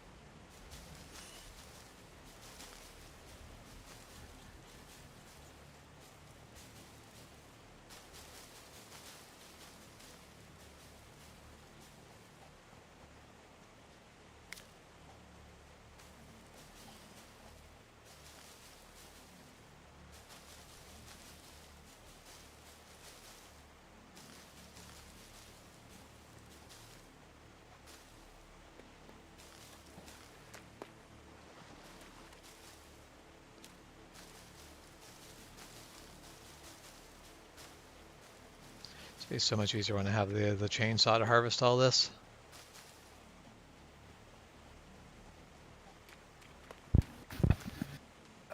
right, load tomorrow morning in Grand Forks. So when are you leaving today? I don't know. Figure that out right. Let's get it. Yeah, Grand Forks is not too far Get direction. away, but you'll want to make sure that you are there tomorrow morning. Because it's going to the U.S. Load's going to the U.S. That means after 10 hours off, I have to be in Grand Forks by 9 p.m. It is a, what, 2.5 hour by car, so by the time I get the truck will be longer. It'll take longer, more like 3 hours. Plus, I have to get the truck from Kenworth, get everything set up, so I should give myself at least 4 hours. So I should leave here in about an hour and a half. Cool. That's not bad. So yeah, maybe grab dinner in an hour, head I out. strongly advise you to harvest this specimen. I don't know where this. Where is this artifact? Except we had a late lunch. I don't know. So I'm going to Woodinville. So I'm going to Grand Forks. Grand Forks is here in British Columbia. So I'm loading in Canada and then delivering to Woodinville, Washington, near Seattle. Okay, so you're headed from Kootenays over to basically Seattle, Tacoma area. So basically, I'm going to Grand Forks, turning around, driving back to Soyuz, and then heading south to Seattle. So is that a border crossing that you take just out of preference, or is it just that that's the most convenient one? It's not convenient or my preference. I would cross in Grand Forks if we were legally allowed, or even in Midway if we were legally allowed. But U.S. has a law that commercial vehicles, any commercial load going to the U.S. has to cross at a special commercial border unless we have a permit. So let's say I'm loading in Grand Forks at Inner 4 Lumber. If Inner 4 Lumber got a permit cross in Grand Forks, we would be able to bring that load across. That permit takes about 6 months to get, so they better Holy get a lot of loads. crap! It's That's expensive to get that that's permit. insane. I know And bureaucracy is slow, yep. but bloody heck. And because I learned this the hard way, because when I started, we had an experienced dispatcher, but then they hired a new dispatcher shortly after. Awesome. She was an awesome dispatcher, but she was new to this border crossing too. And I'm like, hey, so this load here I'm picking up in Kelowna and it's going down to Cattle Falls. Can we just cross like at Midway, or where did we cross? Maybe it was Grand Forks. It's like, yeah, let's cross you over there. Got to the border, they turned me around. I had to go back all the way to Soyuz and cross over there because Yep. the load did not have a permit. The shipper does not have a permit to cross that load there. Coming back from the US to Canada, doesn't matter. I can cross any frickin' border I want. The Canadian border, they'll take any truck back. Now, I wonder how it is if you are a American trucker coming up? American trucker coming into Canada. That's a good question. I don't know the answer. Is that going to be finicky, or is that going to be like, no, that's not a big deal? Yeah, cool. At least I know what I'm doing now. Yeah, it's nice to have things somewhat processed out. Except it's not enough time to go start to do any. That's always the like, catch, isn't it? Start a new project. That project would take me 2.5 hours. Nope, can't do that. I mean, you could totally join for some Satisfactory. I could. You could just come in and mess up my project. Is this a keyboard game? Yeah, keyboard and mouse is just the way to play this. Let's see if I have Satisfactory installed. That's always the key thing. Oh yeah, I'll totally jump for this game. I don't have that game installed. I'm not training you for that game. That's not how this is gonna go.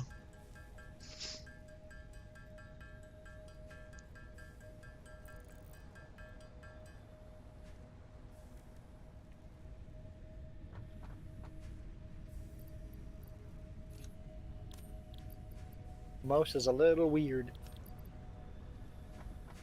Just slightly different shaped. Everything just slightly different. Yeah. Yeah, it took me a little bit to get used to the MX3 after the original MX Master mouse. That was, however, 100% worth it. The mouse is one of those where I'm like, yep, as soon as I got used to it, this mouse is amazing. The keyboard, on the other hand, took a lot of getting used to it, and I'm still not there just because I'm like, no, there's no spaces between keys, and I didn't really think of this being a problem, but it's been a problem. I've got a gap between my keyboard and the F1 and the numbers. I still hit. Yeah.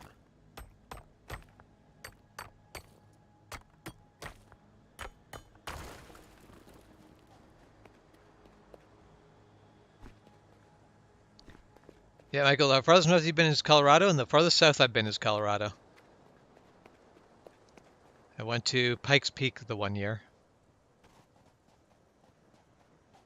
It's a private session. Oh, is it? Hold on.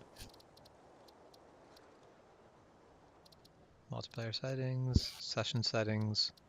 I thought I set it, so it's now set to friends only.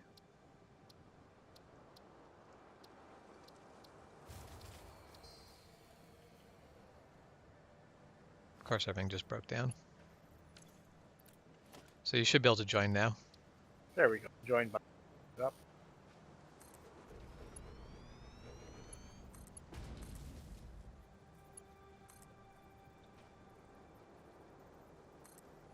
Congratulations. You have unlocked building. Yes, congratulations.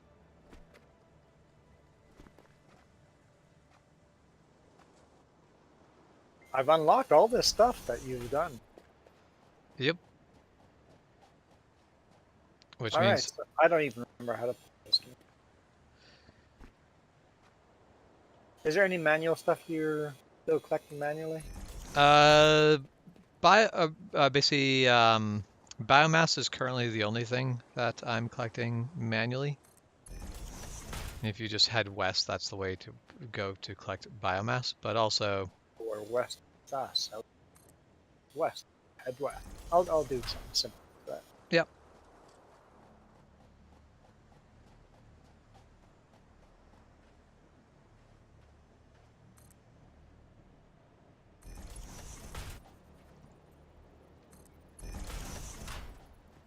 It's a quirky top.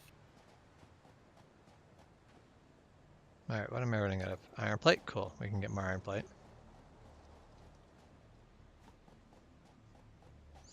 I wish footprints would stick around a little longer.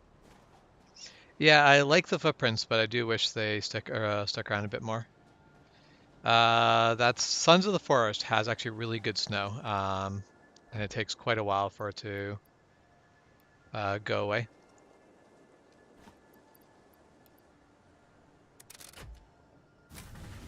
Why are we ignoring Bleeds? Oh,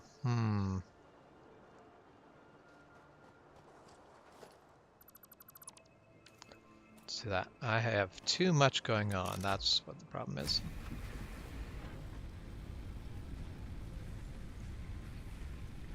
Oh yeah, I guess the farthest south I've been is Belize. The farthest south I've been in America is Colorado. Well, I mean, no, the farthest south I've been in America is Punta Houston. Gorda Bleeds to be exact. The farthest I have driven south is Colorado.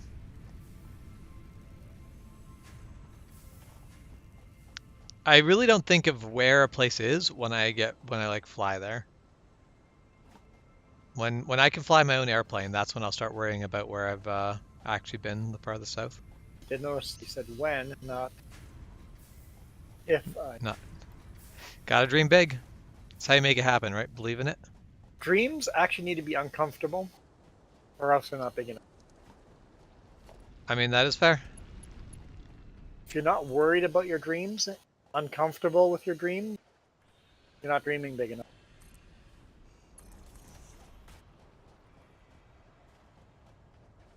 So my secret is to always just be uncomfortable with everything.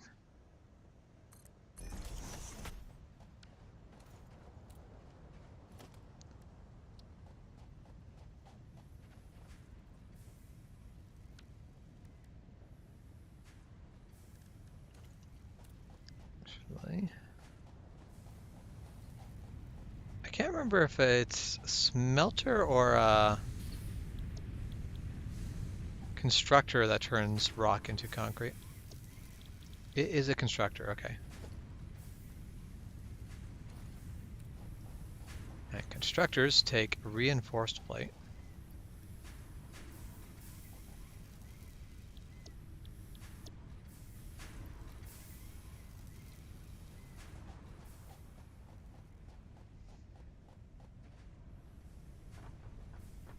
Here's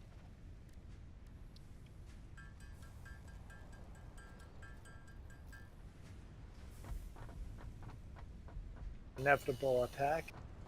There it is.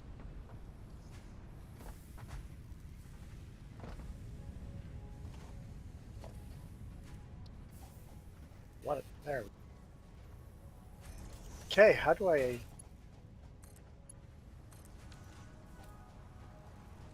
Okay, there we have everything set up. However, we don't actually have enough power to power all of this.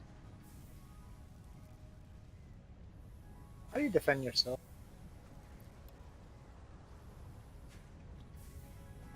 Xeno Zapper needs to be equipped to your hands, and then you can left click to shock the little No, buggers that come by. Zap. What? Equip such a. There we. Okay.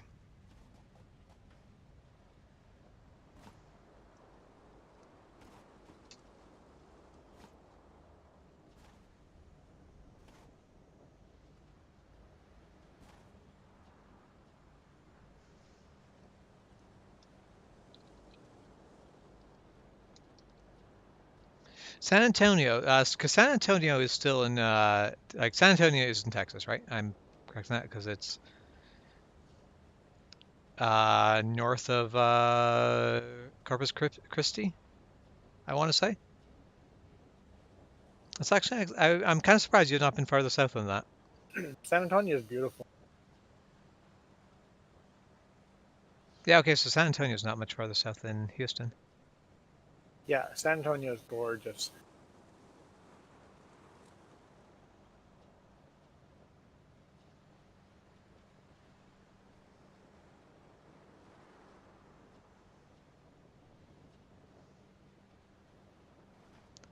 Okay, limestone is slowly meandering its way in. San Antonio, have you gone on the what do they call that? Riverwalk? The Riverwalk and the boat? Yeah, the Riverwalk. San Antonio and the Riverwalk. If you ever go to San Antonio, do the Riverwalk. Also visit where the U.S. got Sorry, visit where the U.S. got what? defeated. But that can't happen. I've seen The all the Alamo. movies.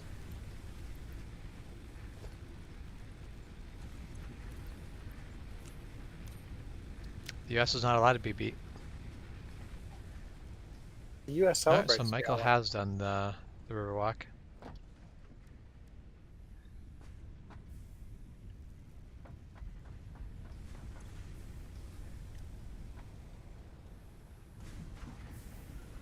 Okay, well, I'm going to use the concrete to finish that next objective, which will hopefully start to give us some more things. I want foundations, dang it.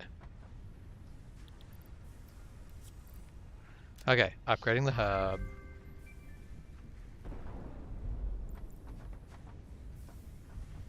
Congratulations, you have There. unlocked building space elevator, building biomass burner, part biomass. Now we've got the docking Motivational for message. the Congratulations, you succeeded in every provided ship. task. On behalf of Fixit Incorporated, I thank you for your current and future service. Additional Rust knowledge. is The getting- hub terminal has They been didn't touch converted to give access to milestones. There to Yeah, it is ensure kind of you amazing how progress you don't play it along for a bit and Fixit suddenly you're like, approved what's going protocols. on? So what do you Note, do Future here? developments should be aimed at constructing the space elevator and, as such, initiating project assembly. Good luck. Okay, so one of our first goals is space elevator, but now we can build additional biomass burners, which is going to increase the rate at which we're burning through biomass, but also, ooh, map. I want a map. But first, I want base building. I want to be able to Foundation. do foundations, because then I can start doing everything else.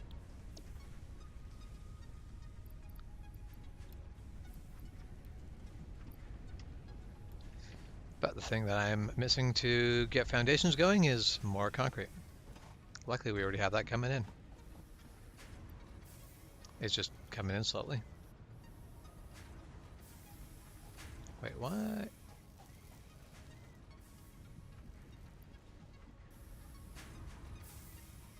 Yep, there was a fight against the, I don't know if it's Mexicans, but Spaniards. Spaniards against Texans. Was it actually like Spaniards as in the Spanish? Yes, I believe so.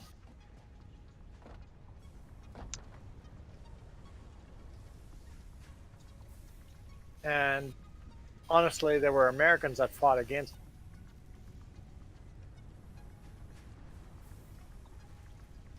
No, so there was Mexico was independent at that point, I think. Okay, Mexico was independent. Yeah. At least it seems to. I just went to the museum and looked at stuff. And forgot it all after. Because yeah, the Like Mexicans were definitely when I went to the Spanish at one museum point. and started reading all the names that had died there, and I'm like, wait, that name says they're from such and such a state, and they fought on the Mexican side. Yeah, so Mexico was granted its independence from Spain in 1821.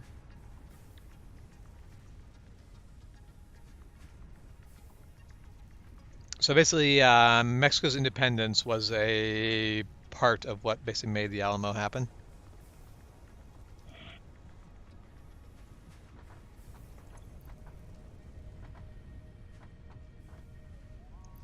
Basically, it was one of those contributing factors.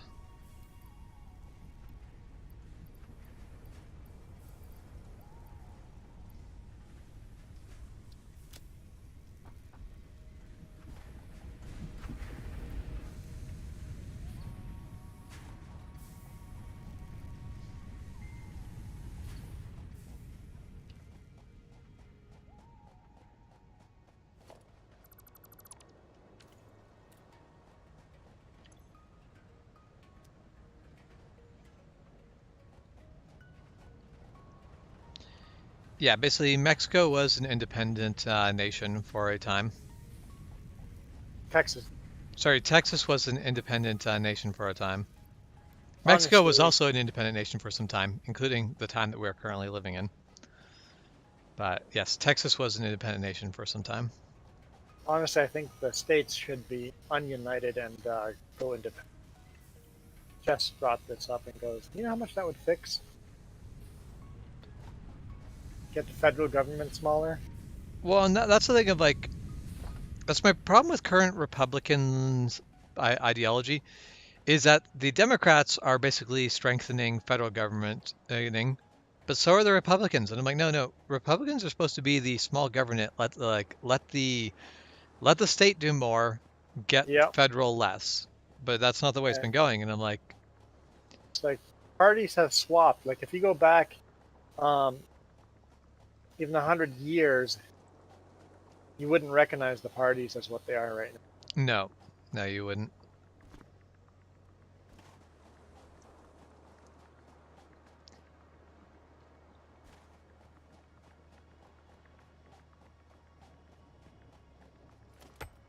It's like the right and the left both want more laws. I'm like, but that's not how that. Yeah, used to work. one of these groups is supposed to want less Less government laws. interference. Yeah. That's traditionally been what conservatives have been about, but the Now they just want more laws. whole thing is, and like when people Like this is a problem with governance, is that eventually governments want to basically have more power because it's very easy for the government to go, well, we need more power over this. Government going, well, we don't need to control this is much more rare.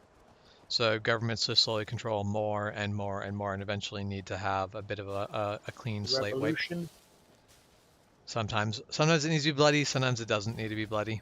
Yeah, they can I don't. have clean, unbloody revolution. Yeah, I'm not sure that I have high hopes for the U.S. could coming be on. upheaval. I don't feel like it's going to happen naturally or smoothly. Reset definitely needs to happen. Hopefully, it happens smoothly. Yeah, and that's the thing is you hope it happens nicely, but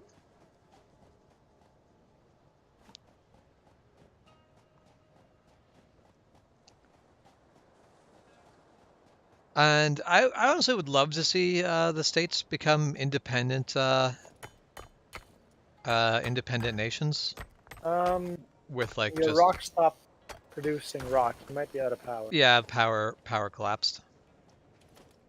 You get a little warning when it's like basically a fuse is blown and everything stopped. So I'm headed back there to fix it right now, but I am I've bringing. just run out of biomass in the one that was burning wood because it didn't have a lot of wood, so it wasn't really burning much.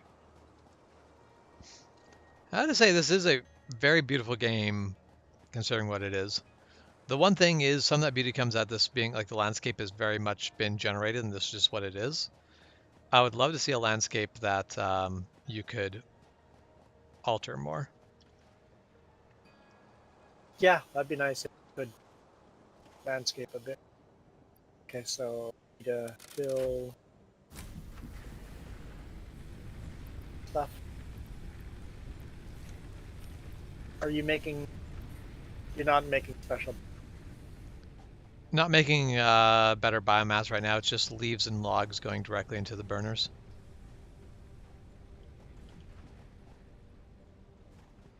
Oh, not what I intended to do. Storing leaves and logs. The biomass burner's right here at the end of the hub. Yeah, but I just filled them. Oh. The excess can just go into the container right here in the middle of the hub. Hub sucks.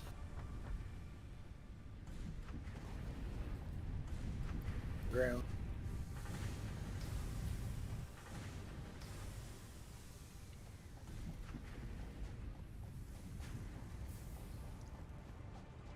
Flower petals.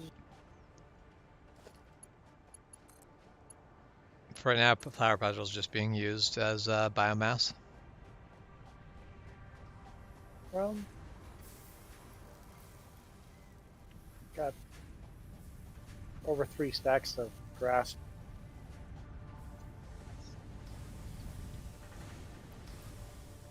Got almost 4 stacks of leaves.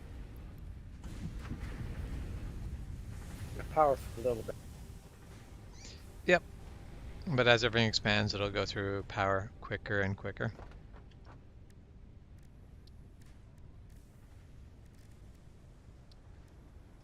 Oh, we can convert to biomass rather than just leaves, so that should be more efficient. And that gets built pretty quick. So I am going to do that. And that will burn also for longer because you can get bigger stacks of that. So yeah, that way you can be more with the leaves that we get. Yeah, and also means you can put basically instead of having to burn logs and leaves separately, they all just get converted to biomass rather than leaves. So yes, I forgot you could actually build biomass super early on.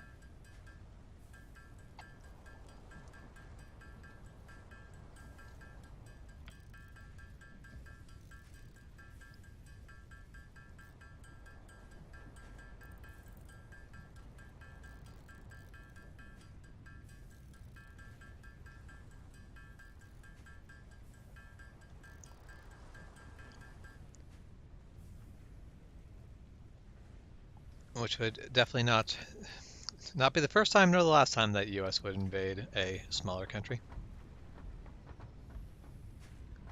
There's a tradition there. So did you hear that Saudi Arabia is talking about changing their dollar? Nope. So oil purchases, they're considering changing it to the Chinese yen, Interesting. I could see why they would do that. which none of the oil producing countries would be using. None of the Middle East oil producing countries would be using U.S. dollar anymore, Yeah, which pretty much kills U.S. as the superpower and makes China. it definitely puts a lot of control in Chinese hands, but it's kind of been has been a slow slide that way for a long Yeah, time now. switching the dollar would make it pretty much Yeah, the new superpower that controls the economy. I'm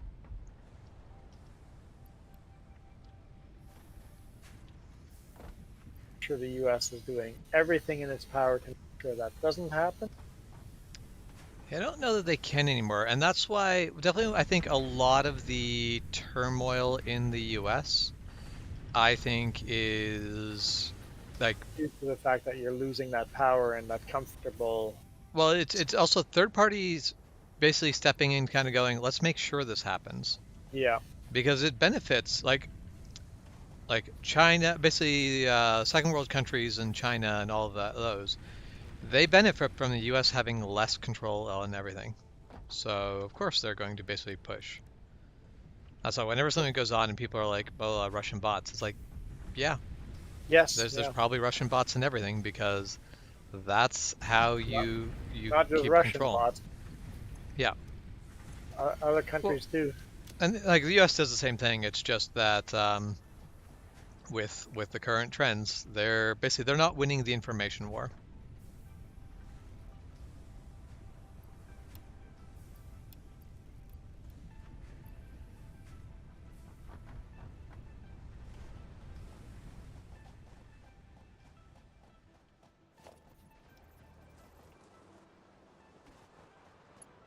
And that's super scary. It would definitely affect Canada. Yep, super well. And that's like it's not scary because U.S. Is good and everyone else is bad. It's scary because um, China has a long history of human rights violations, and it's not exactly who you want to have as your top dog.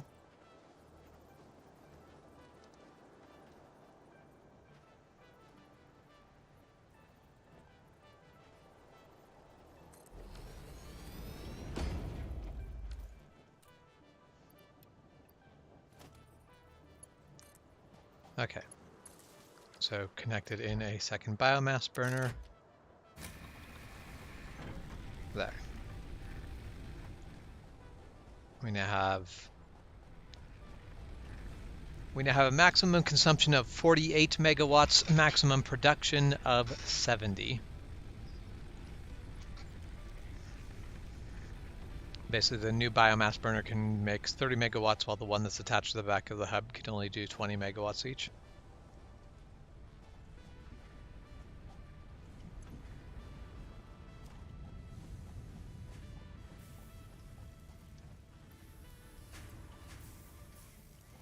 Did you make a belt system so they're self-heating, self-filling For what?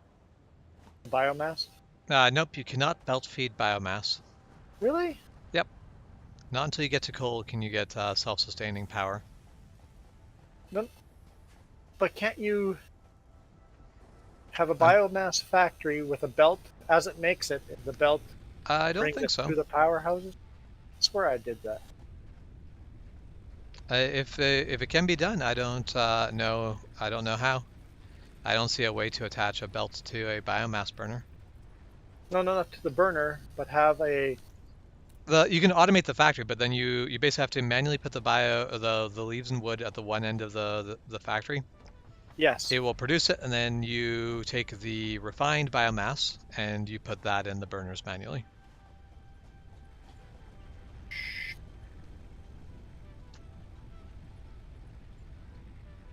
As far as I'm aware, that is Basically, you can automate the construction of the biomass. You cannot automate any other part of it.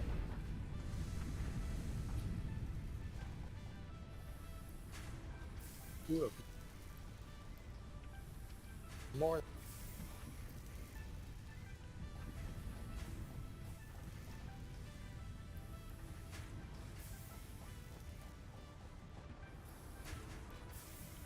So currently the thing limiting me on this is actually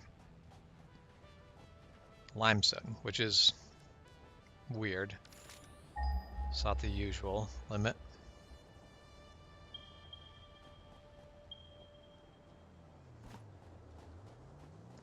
Let's go check out some other limestone sources and see if we can find a better one.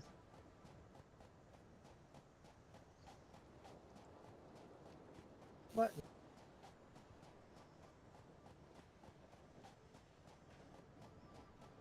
The rock is teleporting. On the conveyor belts? Yeah. Yeah, that's a known glitch that happens with basically only the host actually sees accurate belt information. Okay. Any client will see random ups and downs. Okay, so this one is normal.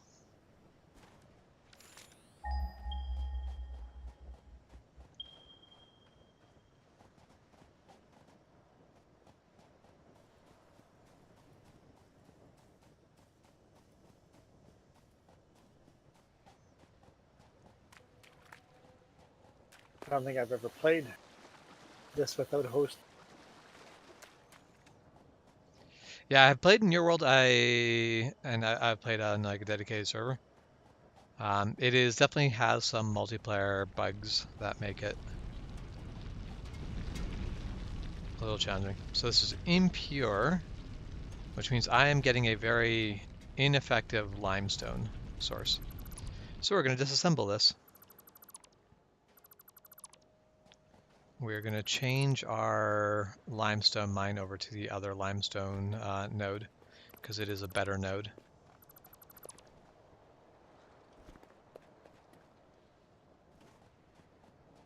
Basically, we're producing limestone, everything limestone needs very slowly and inefficiently because of the fact that limestone is not coming out of the miner quick enough.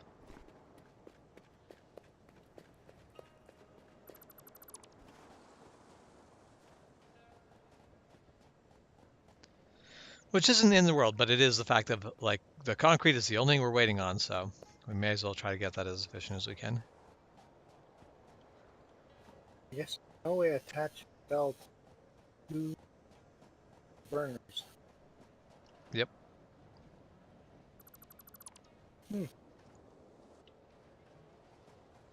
That I thought I.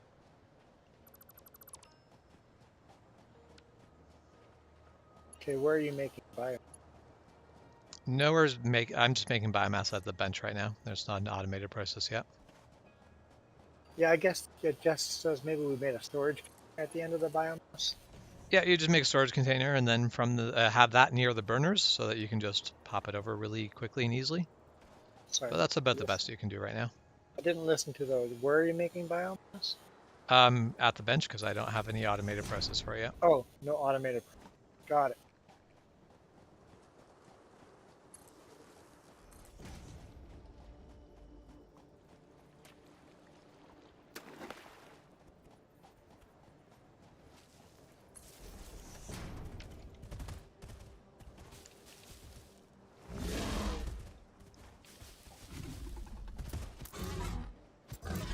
Basically, before I can get biomass working the way I want, I need splitters and mergers, Yes. and we don't have those yet. Okay, production, miner.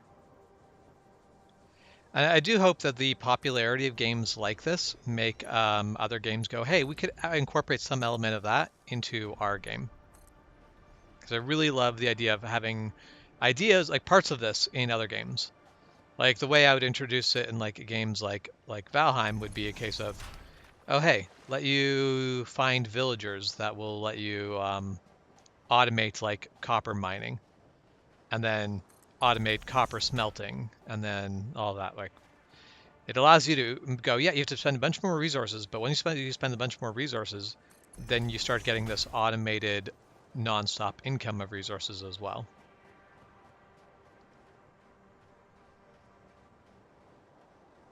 And as long as things review, you can also leave in a place where players don't have to use the system, but it is there for those who do want to Yeah, use it. yeah. It doesn't break the game for anyone that likes it the way it is now.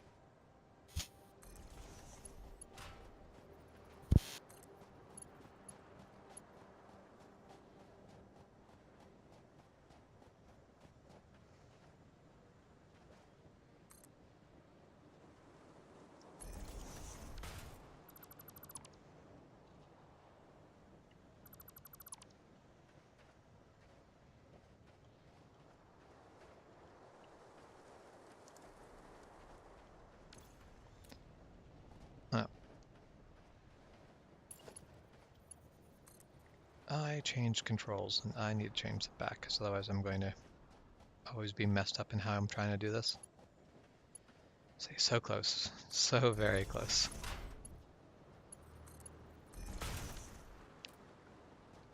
Okay. Now to just double check that I actually hooked up that miner and that it is working.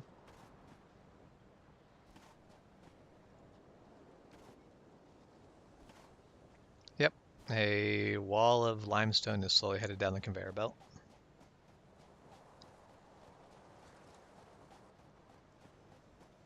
So land bridges. Sorry, what was that? Those land bridges up on the cliff face. Yeah, those like giant rib like looking Yeah. things. Yeah. Yeah, that was the so I'd seen the little stingers, the little spider guys coming around. Whatever, they're not a big deal. But I never had faced one that really could jump before. I was up on one of those and had a big, one of the larger stingers jump up at me. And like it got to where I was, and I'm like, that is a problem. I am very high above you. Why can you jump high enough to get to me? This is concerning. All right, I need 10 more concrete, and then we can start making foundations, which will of course need more concrete, but that's fine. We should be getting it better. Incoming. Yeah, rocks are incoming. They're going to come in at a better rate, and we'll be making one concrete block every 4 seconds. So early on, I need more than I'm going to be making, just because. Ooh, launch that pod. Milestone reached. You have unlocked several I do love that you can structures actually walk aimed out and to be like right provide underneath the first thrusters when needed it to takes build off. basic Seems like a factory terrible idea of infrastructure and places to be. improved overview. Seems like it. Building these will provide a grid for more advanced organizing and sectioning of your Don't factory. get blasted. You can actually ride that up into the stratosphere.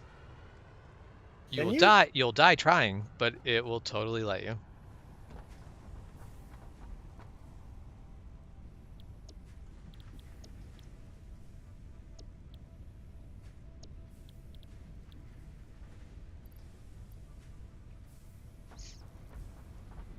All right, well, we don't need the concrete for the next one, so that's makes that one easier. Oh yeah, I guess I totally could have done splitters, because the thing I was waiting on. So, yeah. Splitters will be easy to set up.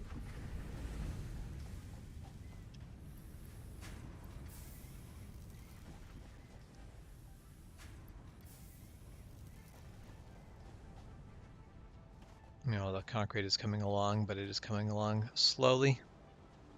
It's making the long trek. It's like halfway here.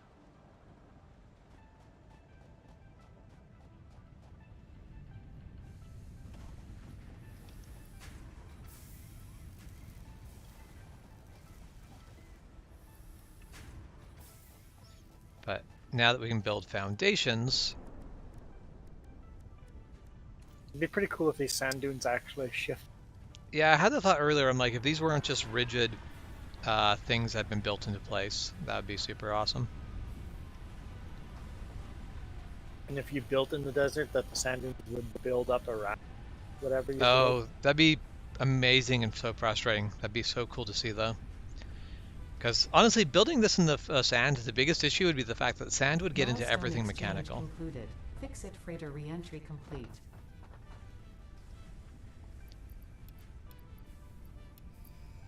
And launch. Milestone reached.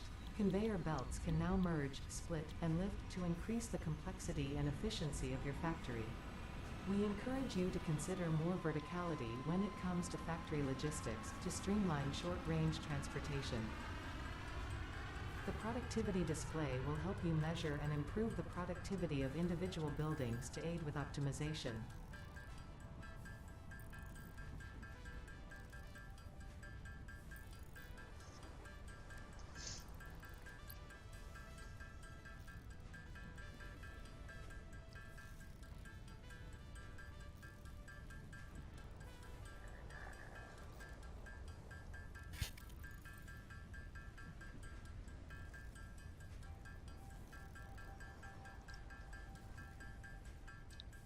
Yeah, I'm still manually making screws right now just because that is one of those things that automating screw production takes a lot of other things.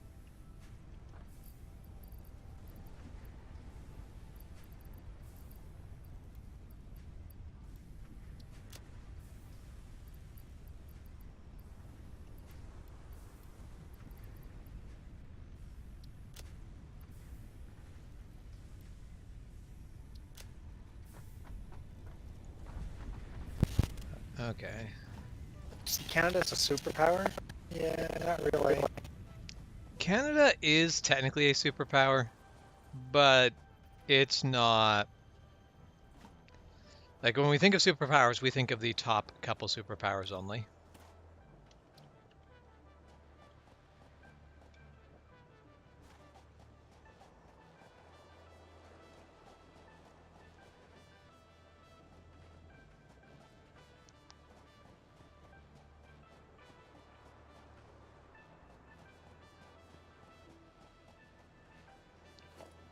Comparing Canada to the US, it's like comparing a million and a billion.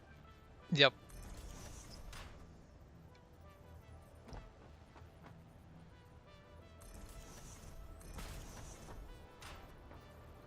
Okay. I think what I'm going to do is actually start building the factory at the height of that second block, I think. Yeah, a little bit higher up, so you don't get over the dune. Basically, I want to be able to just tower over all the dooms so I can build on a nice big flat area.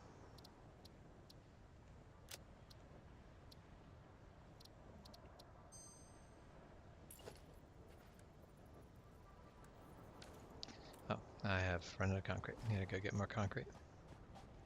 Build the factory on top of the cliffs. The cliffs out there? Yeah. Could do so. Would actually not be a bad idea at all. Yeah, this concrete is moving much more efficiently. Well, it says we're only working at 65% capacity, and I don't understand. Well, I think this is over an average, and it counts the bit where we were at 0% efficiency because it keeps steadily climbing.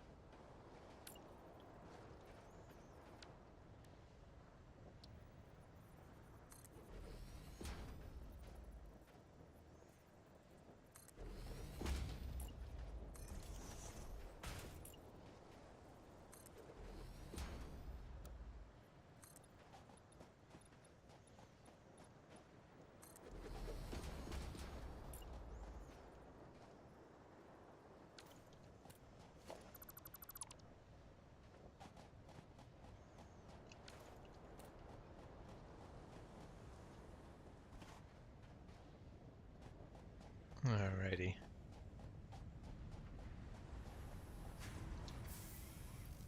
Let's get back to the hub. Send off the freighter again. And then we'll finally have a map. Yes. Wait, was there a map when you played this game last time? Yeah. Okay. Milestone reached. Because the first The time I played this molecular game, there was not a analysis map. machine, referred to as the MAM, will allow R&D to provide new technologies, managed to get items, lost. and buildings based on You've samples managed to get lost? collected in the field. Well, To congratulations. ensure There's now a greater map. chance of success during Almost exploration, an upgraded tool belt has been provided, as well as an object scanner and beacons. Note: the object scanner requires calibration via the MAM to enable detection of specific objects. So The map has been unlocked. I guess the map will start filling up now. I mean, where we've gone, the map is filling up. Not for me. Not for you. Bunch of You hit black. M and it's just all black. Yeah. Oh, if you look at the stream, you'll see what I see. Yeah. You see a lot more. Yeah, that's interesting. That's weird.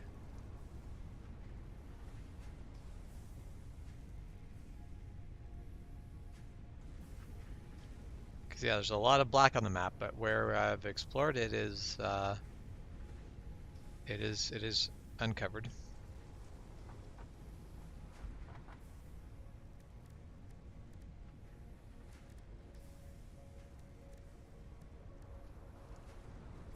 And it looked like on your map where I have explored it. Yep. Yeah, I see where you've explored because I haven't been where you are, but I see it.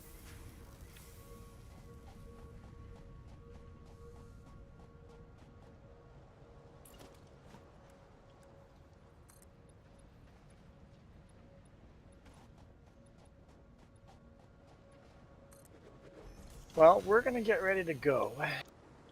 Yep. Holy! I jumped. I jumped from one platform to another. I didn't realize that it was from one platform to another. I thought I jumped down. Yeah. And then there's just a wide gap on it. It's like, oh, I hope I make it. Blindly just jump off a cliff.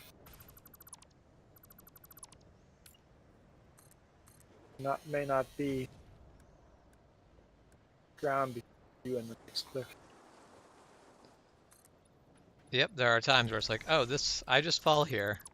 I fell to my doom. Oops.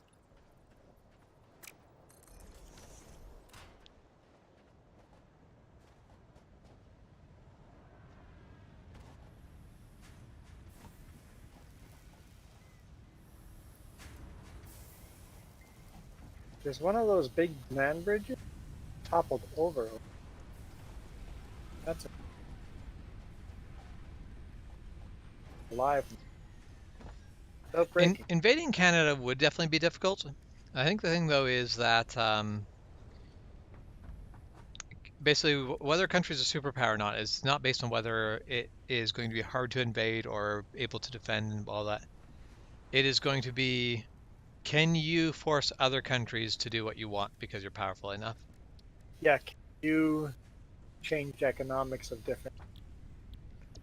Can you shape the world to fit what you want?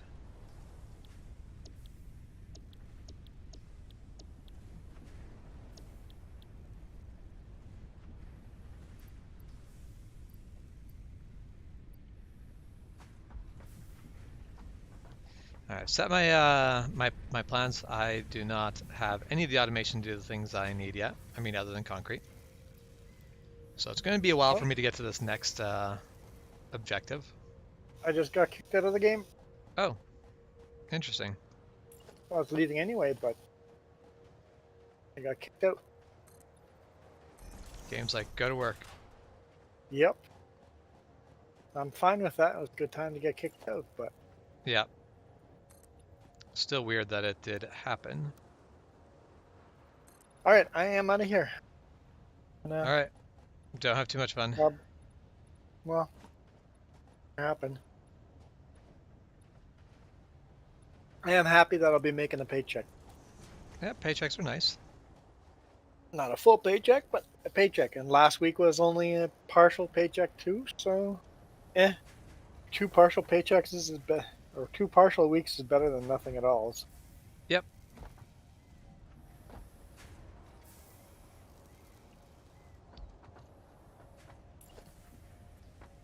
Speaking of which, are you making any paychecks anytime soon? Not sure yet. No, you're I'm working on it. looking at options, but yeah, Yeah. I'm not quite sure what I'm going to do yet. Okay, But what are you looking at? Mechanical? yeah, I'm looking at basically getting back into automotive most likely. Mm. But the whole problem is I don't really want to get into one of those jobs where I'm like, yes, this would be an excellent career, because I'm probably going to have to stop again in a few months, because I'll be living in Lower Mainland probably for a little bit. Yes. So that's the bit where it makes it a bit more complicated. So I'm thinking maybe doing something a little bit less permanent, but we'll see how it goes. Well, what if you talk to like a former employee and go, "Hey, I want me to hire me for 6 months?" That's the only thing where Or I'm if just like that's, in the automotive industry, that's just not a way that things are normally done. So it makes or it a bit, they don't need to know that you're leaving. And so find a well, job that you're okay burning the bridge in 6 months. yeah, or just be like, yeah, basically like I'm only going to be here for X amount of time. If that's a problem, then that's a problem, and don't hire me. Yeah. Um, but yeah, When you're it's in the whatever. Lower Mainland, are you gonna work there, or you're not gonna be able That to? and I should, Gonna I be mean, I should be able to. Probably nothing full time, but I should be able to work there. So okay. So you could do apply for a part-time mechanic job or something like yeah, that, and just see what happens. yeah, and that's the thing is like working someplace like a quick loop place, like it'll be Yep. fine. Yeah. It Yeah. doesn't Yeah. have to be Just anything. yeah. It's not a As long as career, that place, it's a as long as job. that place pays more than unemployment. Yeah, pretty much. If your unemployment insurance isn't out. That's the thing, honestly at that point. It depends on what I do here. It may or may not be. We'll see. But yeah, I'm looking. I'm trying to decide what I want to do because there's part of me where I'm like, just screw it. I still have savings. I should have EI coming through very shortly. Because EI was not going to pro because I was technically employed, but I'm like, I'm not really working, but also I'm not unemployed. But now that I'm officially unemployed, EI should be coming through again for a bit. But EI, because you weren't making a lot of money, your EI is going to be a lot smaller too. Yep. And that's something I'm just waiting a moment, just seeing what that looks like, and then from there I'll make a If it decision looks like exactly what to yeah, jump yeah, to from. yeah. Even if it's a quickie lube job for half a year, it means your savings shrink slower.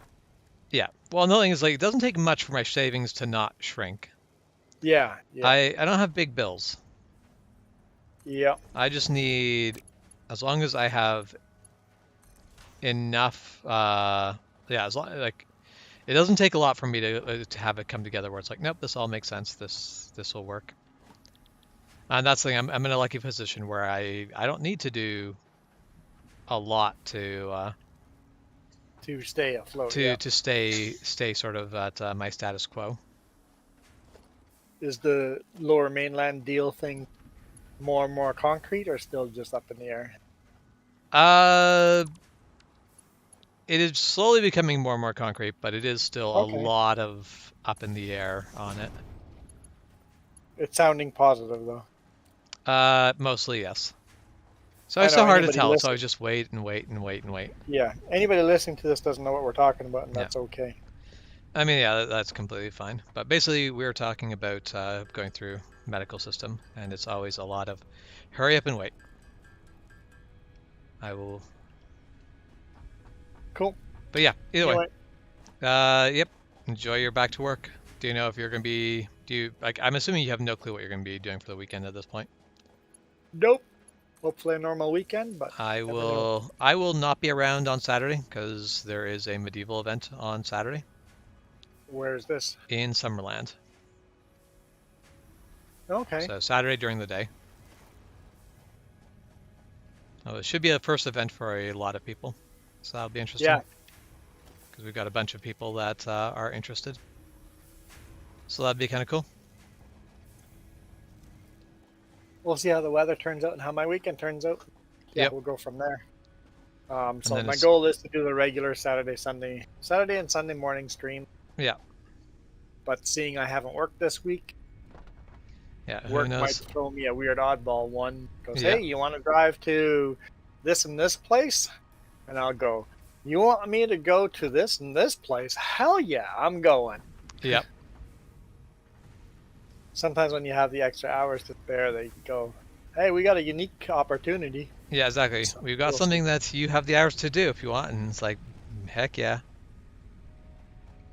Happens every now and then. Haven't had one of those this year yet, so And we'll see. you're probably correct, Michael. You are probably the only person there. It says one person watching, which is possible because Michael's talking here and I'm watching. Yeah, the numbers are. I don't know how it calculates the numbers exactly, Well, but it whatever. told me I had negative watchers again last stream. Interesting. So negative one person watching. I'm like, fast. Yeah. However this is going, I don't know. Okay, Yeah. you guys have fun. Have a good week, and I'll see you guys on the weekend. Hopefully, Yep. All right. Drive safe. sounds boring. Although, I mean, you sure. know what? I'll take boring. Yep. If Boring's truck not this bad. works, I'll take boring. Yep, it's a nice day. It's a nice day to be out anyway. So, Yes, it is. bye.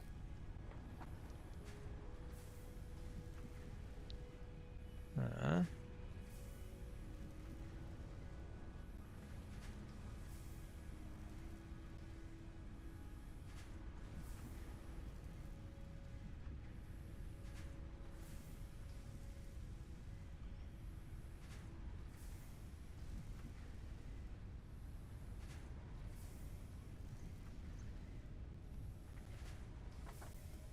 Casper came to say hi.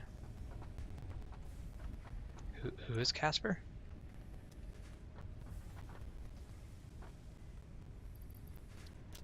Are we talking about the friendly ghost?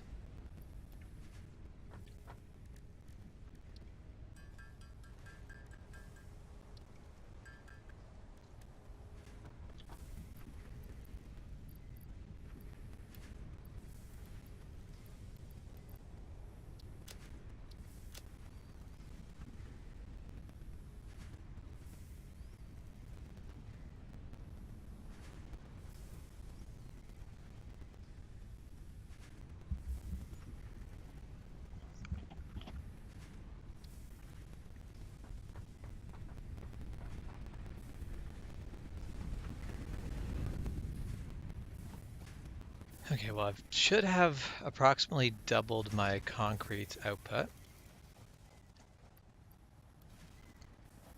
which is going to make it a lot easier to make these platforms.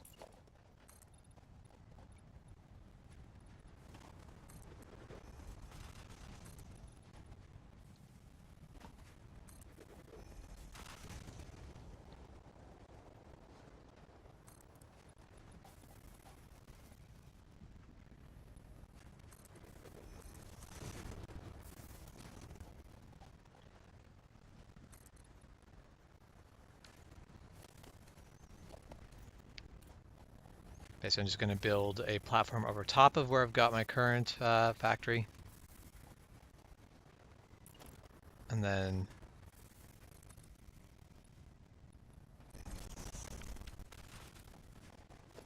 from there, I can just move everything up.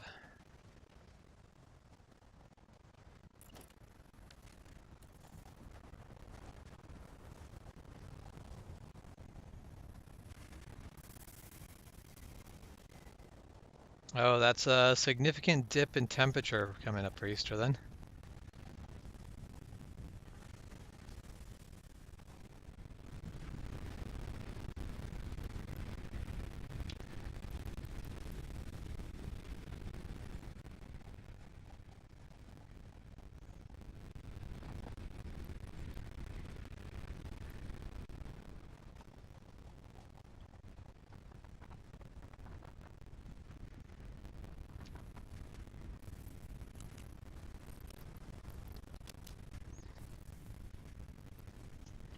Okay, so we've got enough biomass for a while. I don't need to go and grab that.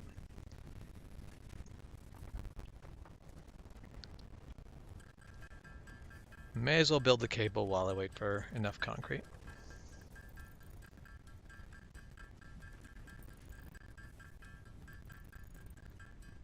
I mean, and that's the thing of, that would be, I think, the argument for why Canada isn't really a superpower, would be the fact that we're reliant on the US for some element of our protection. Even if it's not in a huge way, it's still one of those things where the US is still a part of what we rely on to keep us safe. Whereas the US uses Canada as part of its defense system, but the US does not rely on Canada at any point to be part of its defense system.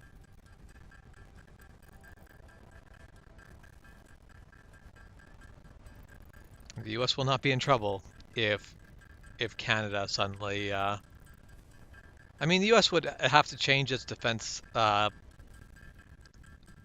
strategy if Canada suddenly stopped being in a position of wanting to or being able to protect the US's northern border. But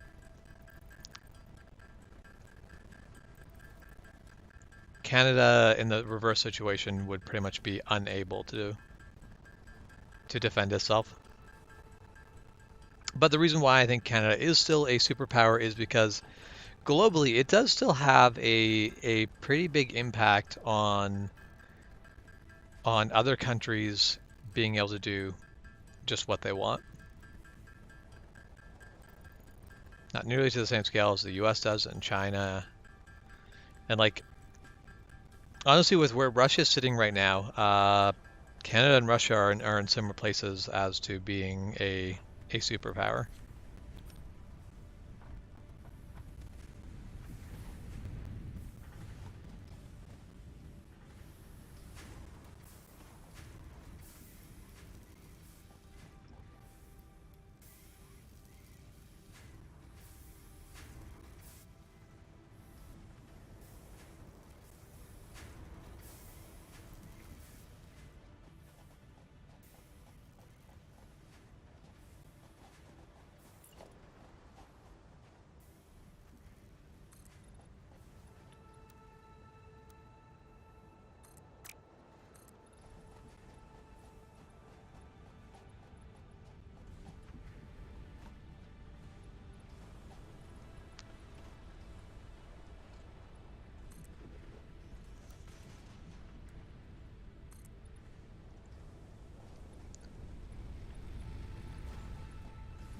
You know, don't mind the overlap.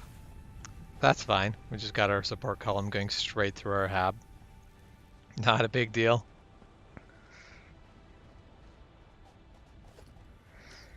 Well, I want to move the hab, but I also realize that's going to move my power, and then all of that. Basically, it's going to be a cascade of everything fails when I start moving one thing, so we will wait a little bit longer before we get to that.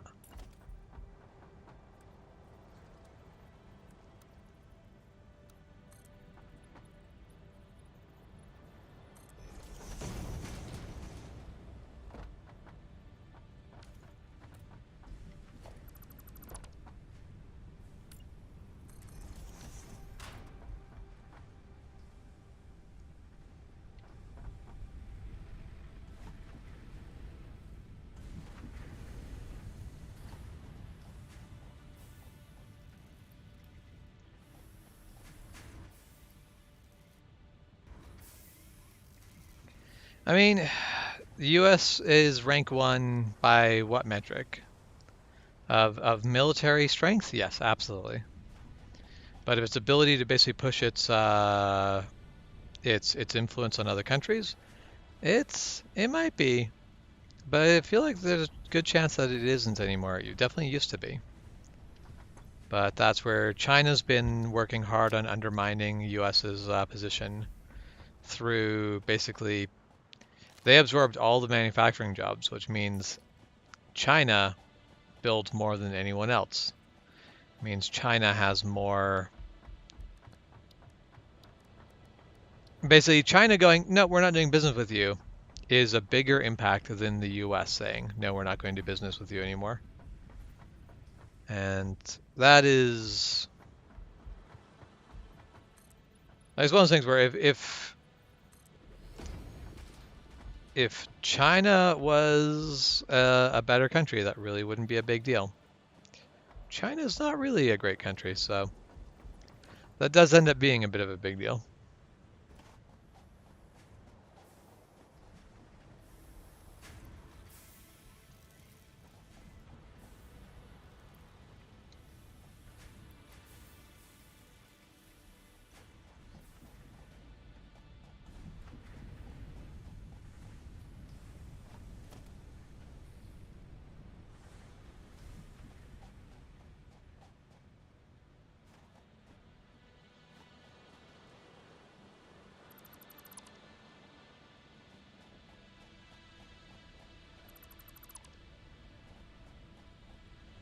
All right, let's start getting everything ready to move upstairs.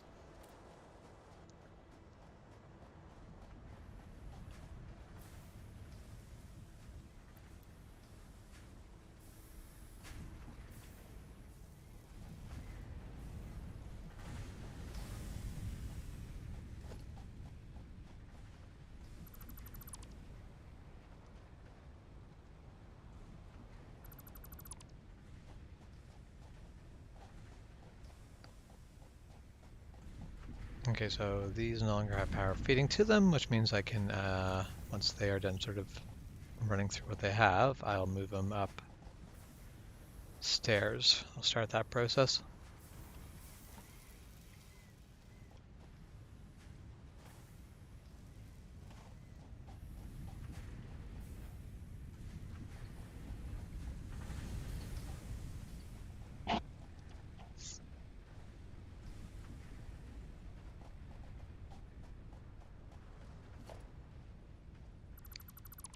We can really move that upstairs. That's not going to impact anything with it moving up.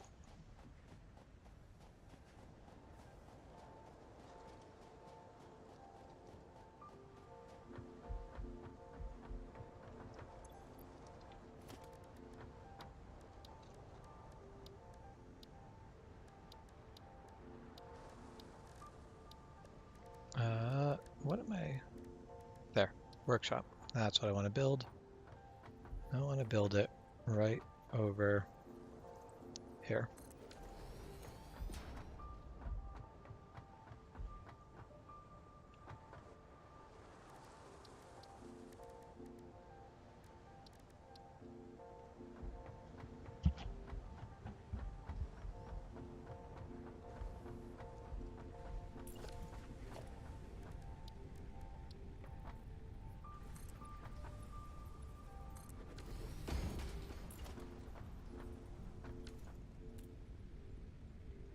Yep.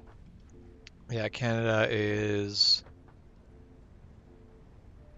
definitely not a Canada is not a country of having a huge huge army. We most certainly do not have that.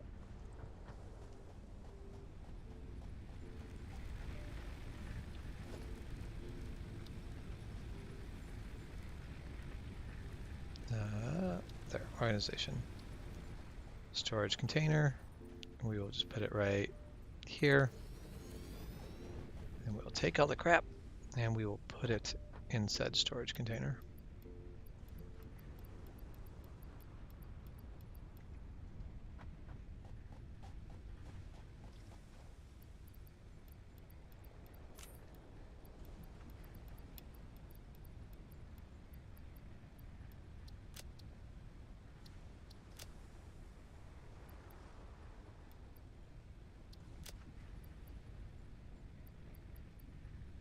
There. Now,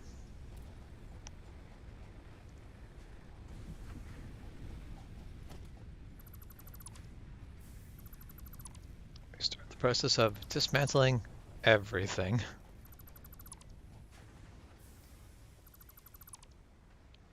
And all of this is going to go upstairs.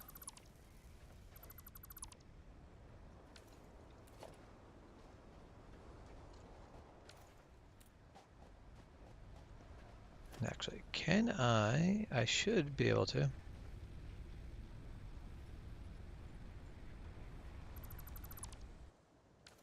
Dismantle that without breaking everything. Probably don't need that one. That little corner can afford to be clipped off. Okay.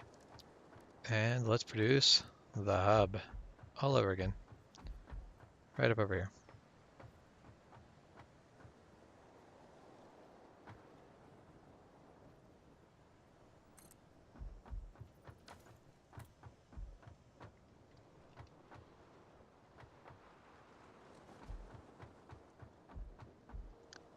Okay. And we'll fill up these two biomass burners. Now we need to make a new electrical system for them to be hooked up to. We'll just put it full right there. And we'll hook both of these to that.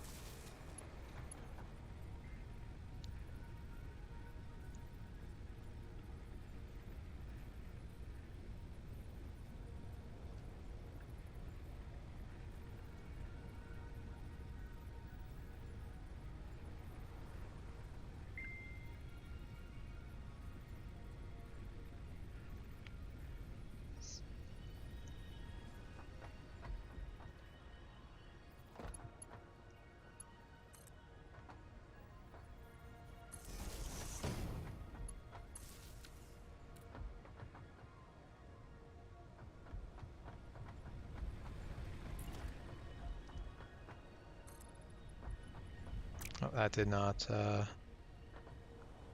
zoop where I wanted it to. Oh, why does it keep doing that? There, that's what I wanted to do.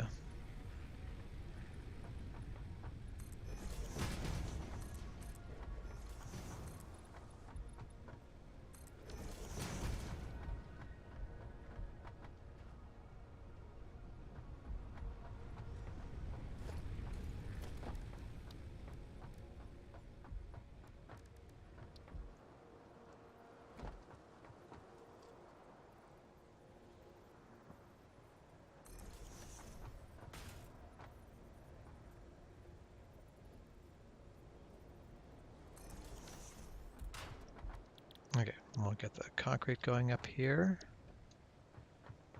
because that's currently a top priority. Now, yeah, I thought we're not going to get it going all the way up here, unfortunately. As much as I would love for that, that's just not going to happen.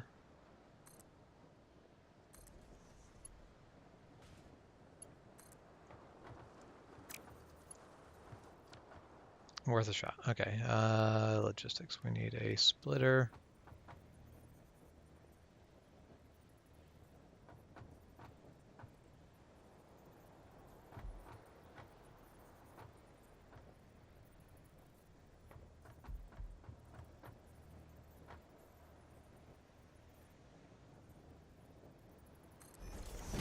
Let's put that right there.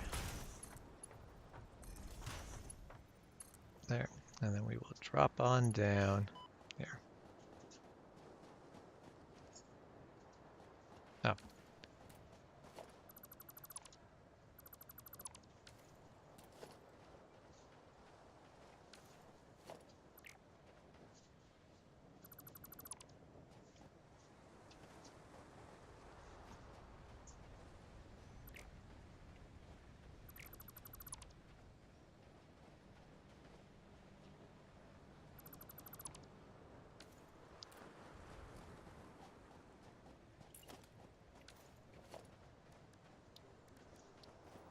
Alright, need to put a ramp down so that I can get up there.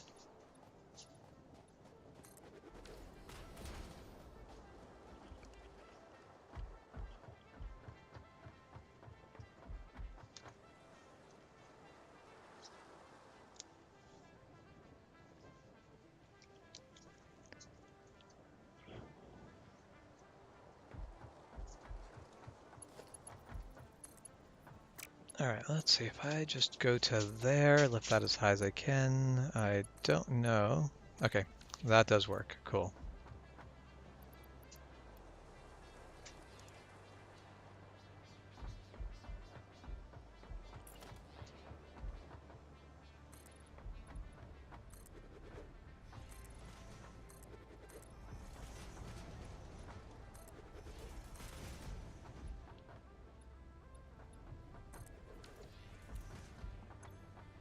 Okay, so I've used up all of that I can, but we need to get the rest of, we need to get the iron and all that stuff up here.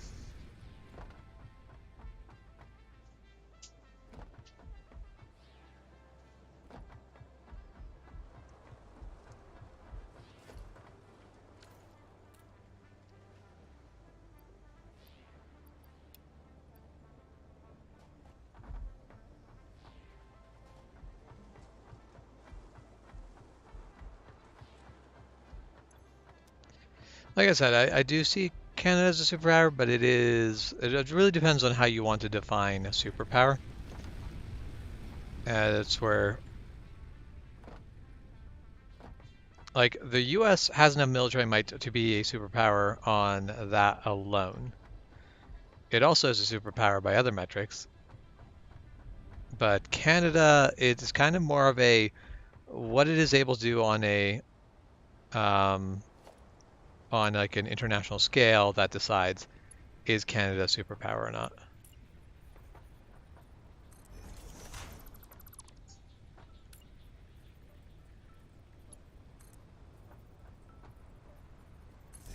Ah,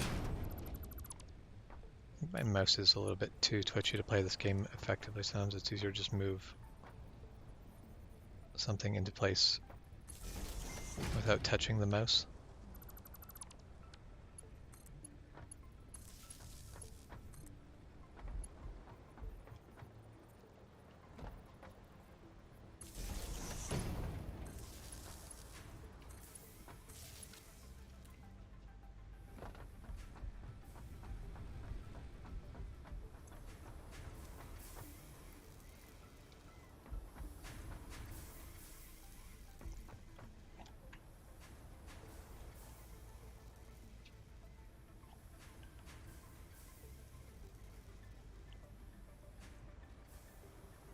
Okay. Well, we'll just finish moving stuff up here, and then I'm going to end the live stream for the day.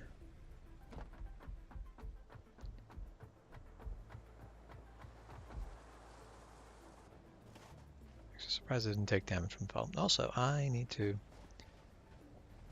get things built up there to... Let's get the iron smelting going first.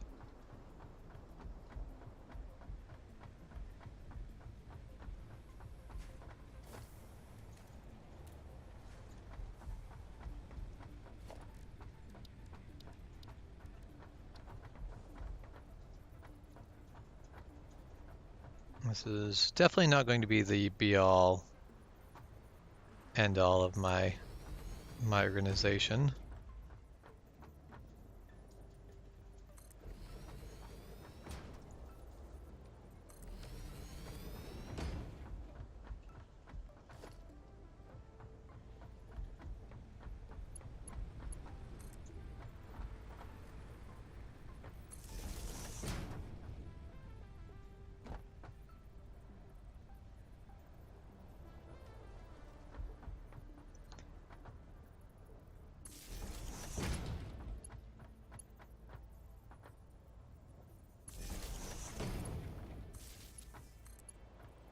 And that's the thing of like, I agree that it is pretty much impossible to invade Canada. Canada would not be a wise choice to invade just because it would be extremely difficult to make any progress on that invasion.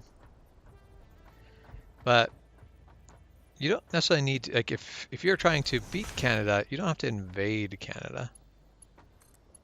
Canada is not a basically, while Canada is defending itself, it's not going to be able to do much against you. Biggest reason why it would be very difficult to invade Canada actually just comes down to the fact that when you're invading Canada, the rest of the world isn't going to sit by and just go, well, yep, that seemed fair. The world, definitely, whenever something goes on, the world is looking at it going, how do we use this? How do we what should we do with this? For usually what ends up being best for them to have happen. And not always, but generally that is most other superpowers are looking at it always going, how do we make it so that we benefit from what is going on? What side is best for us to intervene on behalf of?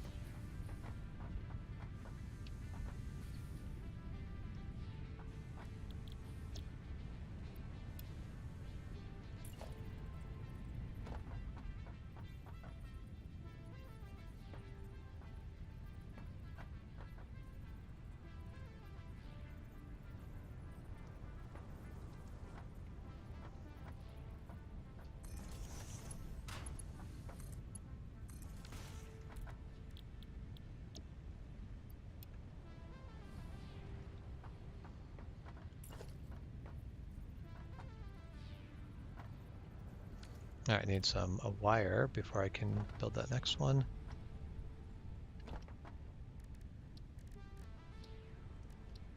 No, not wire, cable. Cable's the thing I'm short on.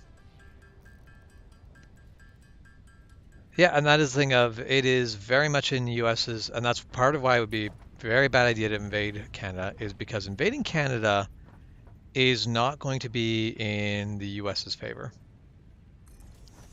Like for any other country other than the US to invade Canada, US does not want that to happen. That's not good for the US.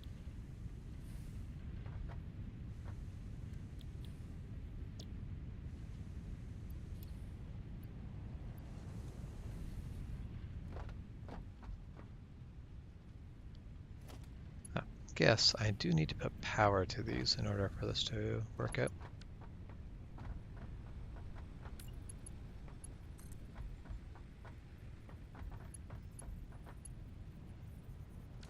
But for that to work out, I need concrete, which is over here.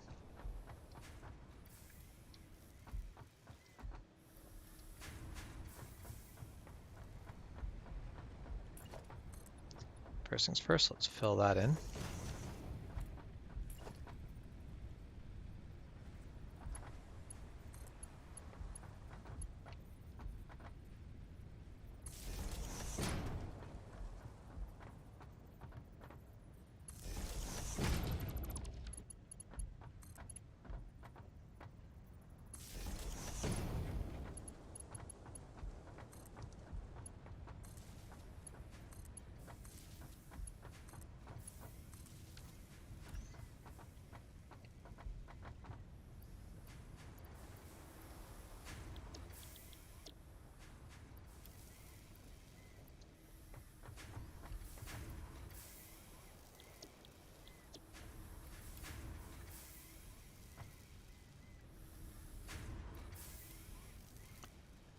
Okay.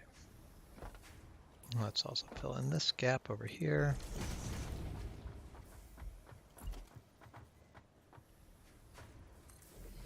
Oh, that went to the wrong place.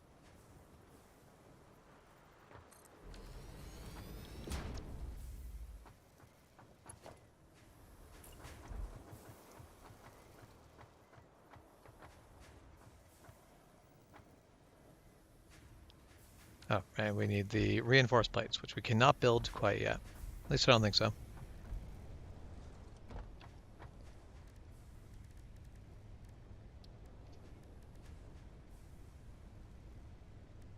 Well, and that is one of those things where I know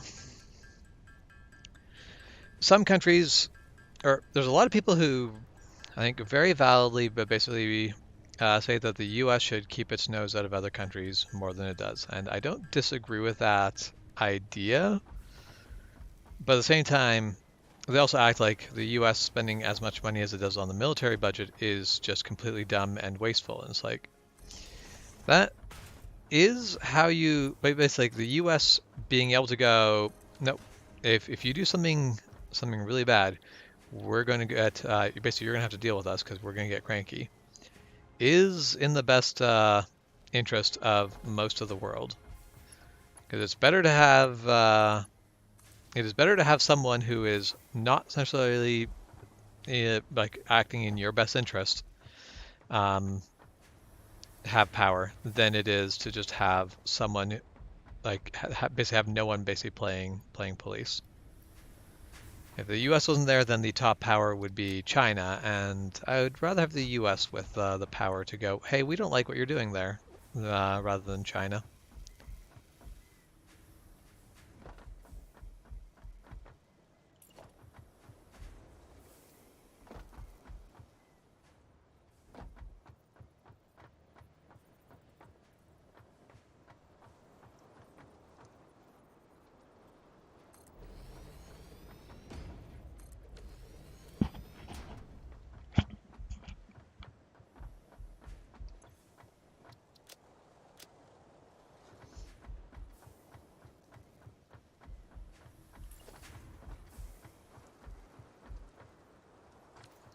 Oh, these are currently backwards.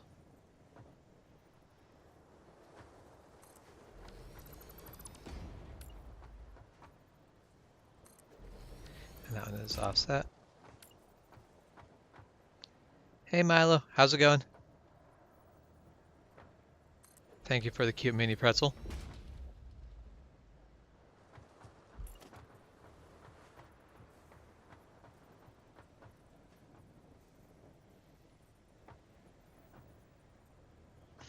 And right, we're back to needing more plates.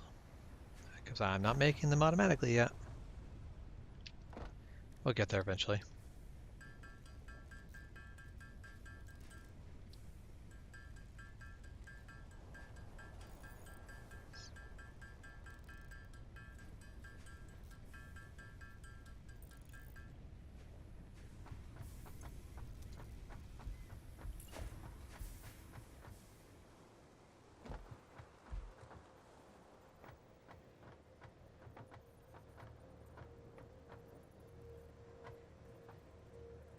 Oh, no, did not build that where I meant to.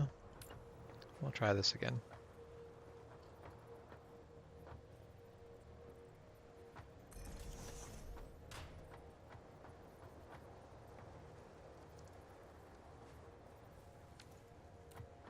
What I can't afford. Did I not? Oh no, I did not build enough of them. I built enough screws to build them, but I did not build them.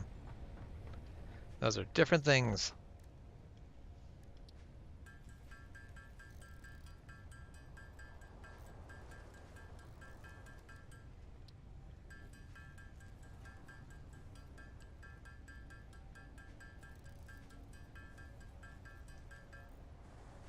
Let's say, well, Michael, it's very close to the same temperature here, and I think it is a beautiful day. Our idea of cold and warmer are a bit different, but mind you, we just came out of winter, so it's not freezing anymore. I'm very happy about it. I like it when it's no longer freezing.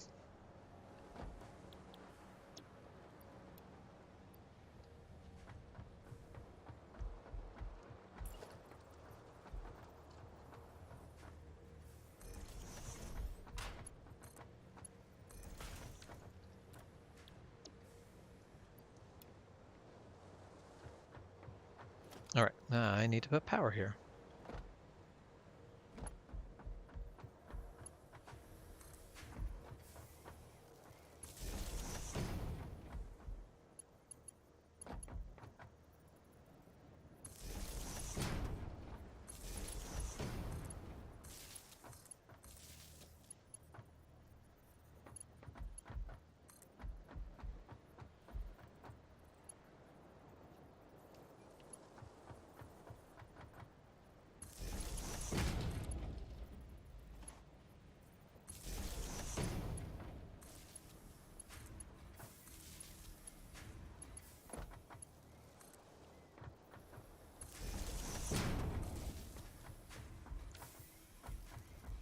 All right, well, it's time for me to get that other power supply up here. Wait, they're all out of mini pretzel twists. That seems rude.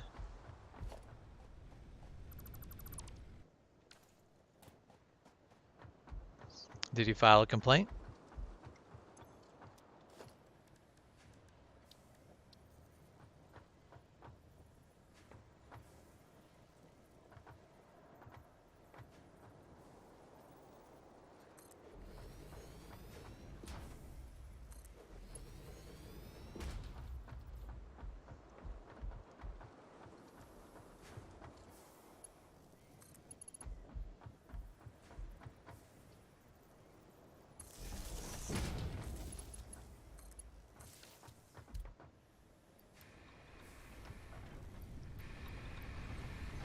Okay, and we're burning fuel.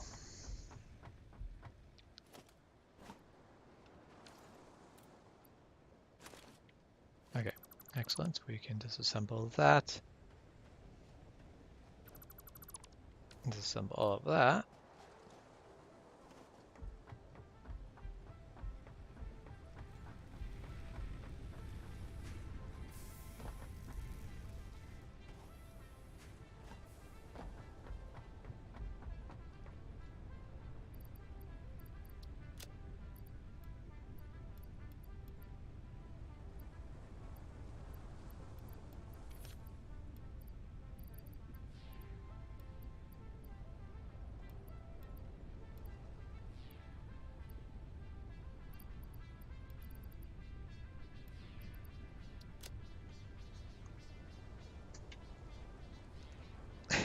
You have shut them down.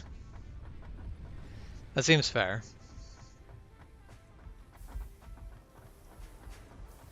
I think I'd label that as harsh but fair.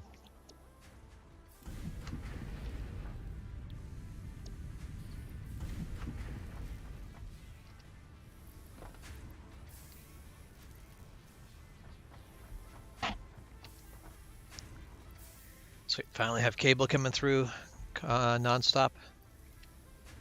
This is excellent.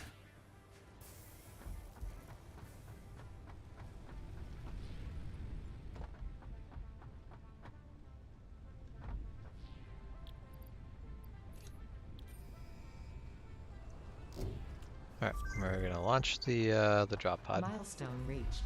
Biofuel will ensure maximum efficiency of biomass burners. To aid in biofuel production, you are now capable of removing foliage that consists primarily of wood. Additionally, R&D inflated your pocket dimension. Goodbye, all resources that we gathered and sent away.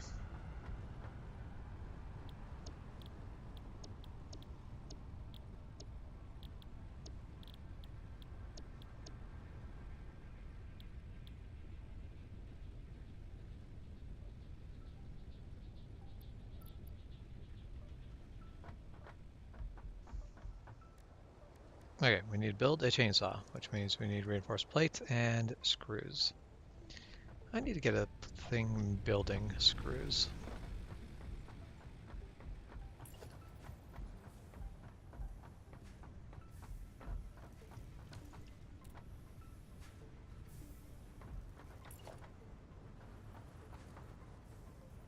Oh, but I need reinforced plates first, which would take screws to make. It's a never-ending cycle. Need the one thing for the next thing.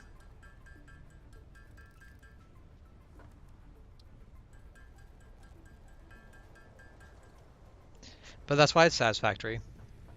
It's a mini factory, and that's very satisfactory.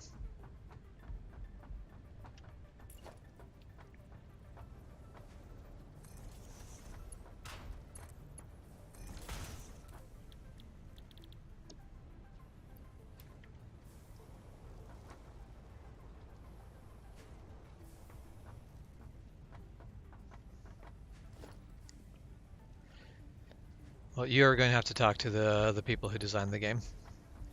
They do not have enough mini in their mini game.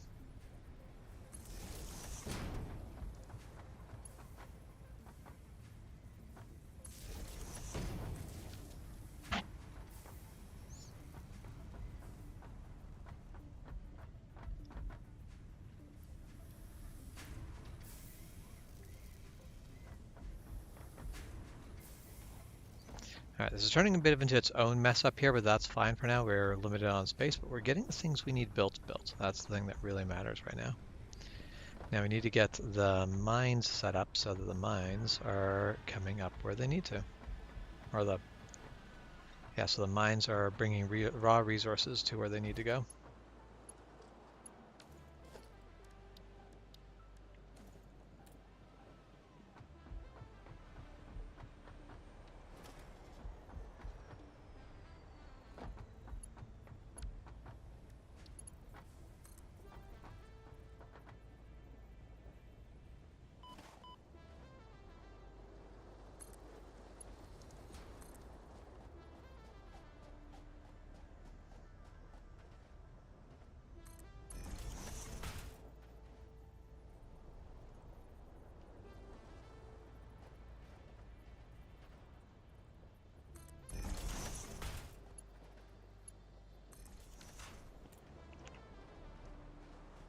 Oh, wait a minute. That is not quite going to do what I need it to do. Let's break that apart again. Oh, wait, no, that would have been actually perfectly fine. I just need to do things differently.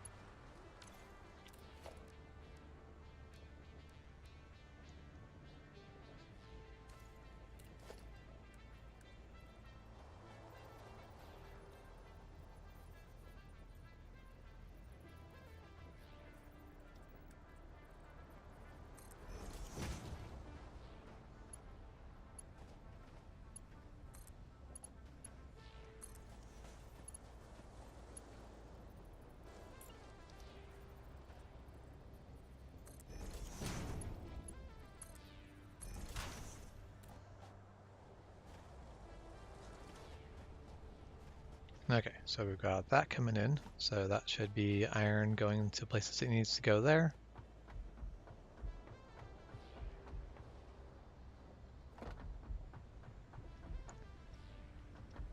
Because this can currently take 30 iron ore per minute.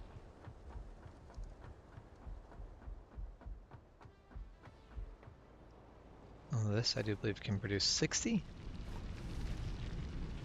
Yeah, so this can feed 2 at a given time. And a conveyor belt can move 60 per minute. So 1 miner, 1 conveyor belt can feed 2 refineries.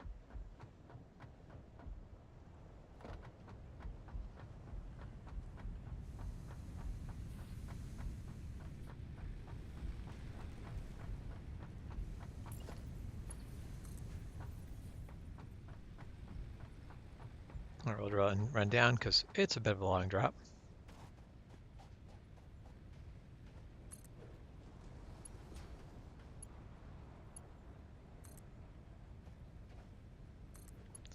That's probably set up correctly, but let's just go up there and check first.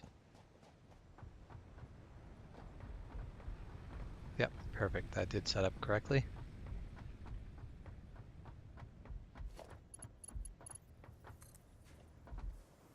Ooh, that is a long drop.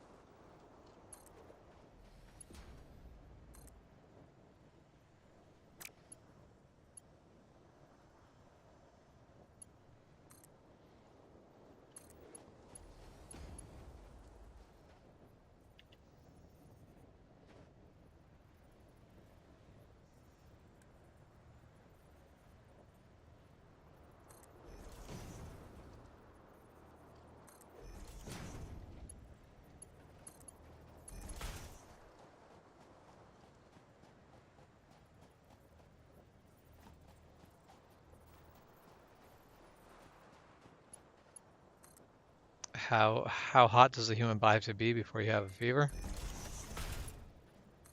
I mean, I don't think that's a state by state difference. I think that's just a case of whenever your body is hotter than usual, which means anything up to 100, like you could be up to 105 and not be running a fever if you are just happen to be exerting a lot. You're running really hot and are going to get yourself a heat stroke really soon if you don't stop or slow down a bit and take a break, cool off. But it's when your body's sitting there like 103 and that's just kind of it's not normal, but it's like you're not doing anything to get your temperature up. I think that's where that becomes a problem.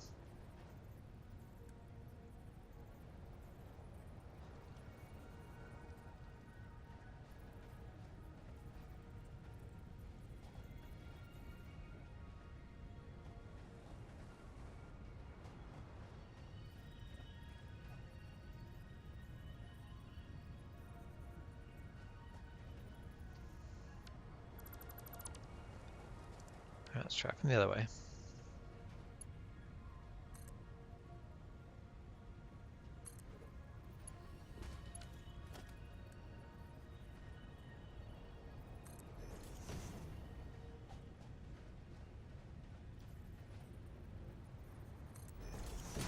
Oh, these are offset in different directions. That's going to be a problem.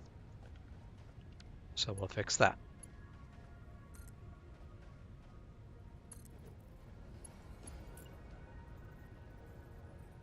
Oh, did I set these at different heights? Yeah, I did. Okay, I'll try that again.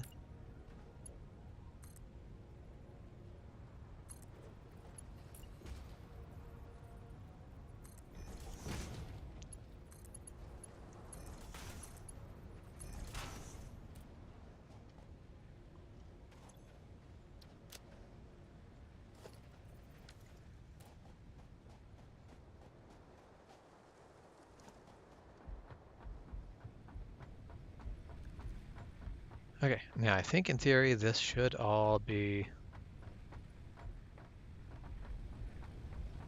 everything should be flowing along just nicely now.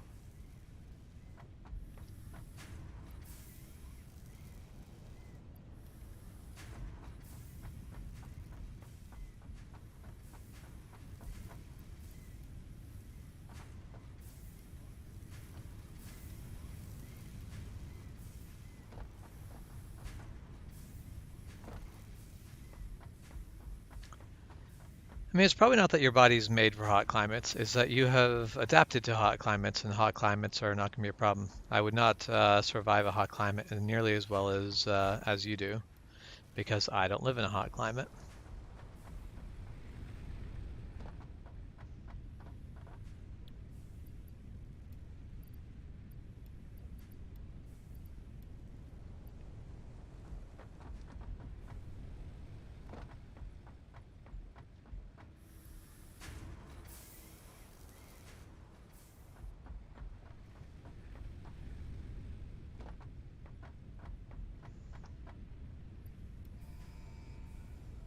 All right, we're launching again.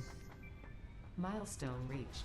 You have been given early access to the Anti-Waste Effort for Stress Testing of Materials on Exoplanets bonus program.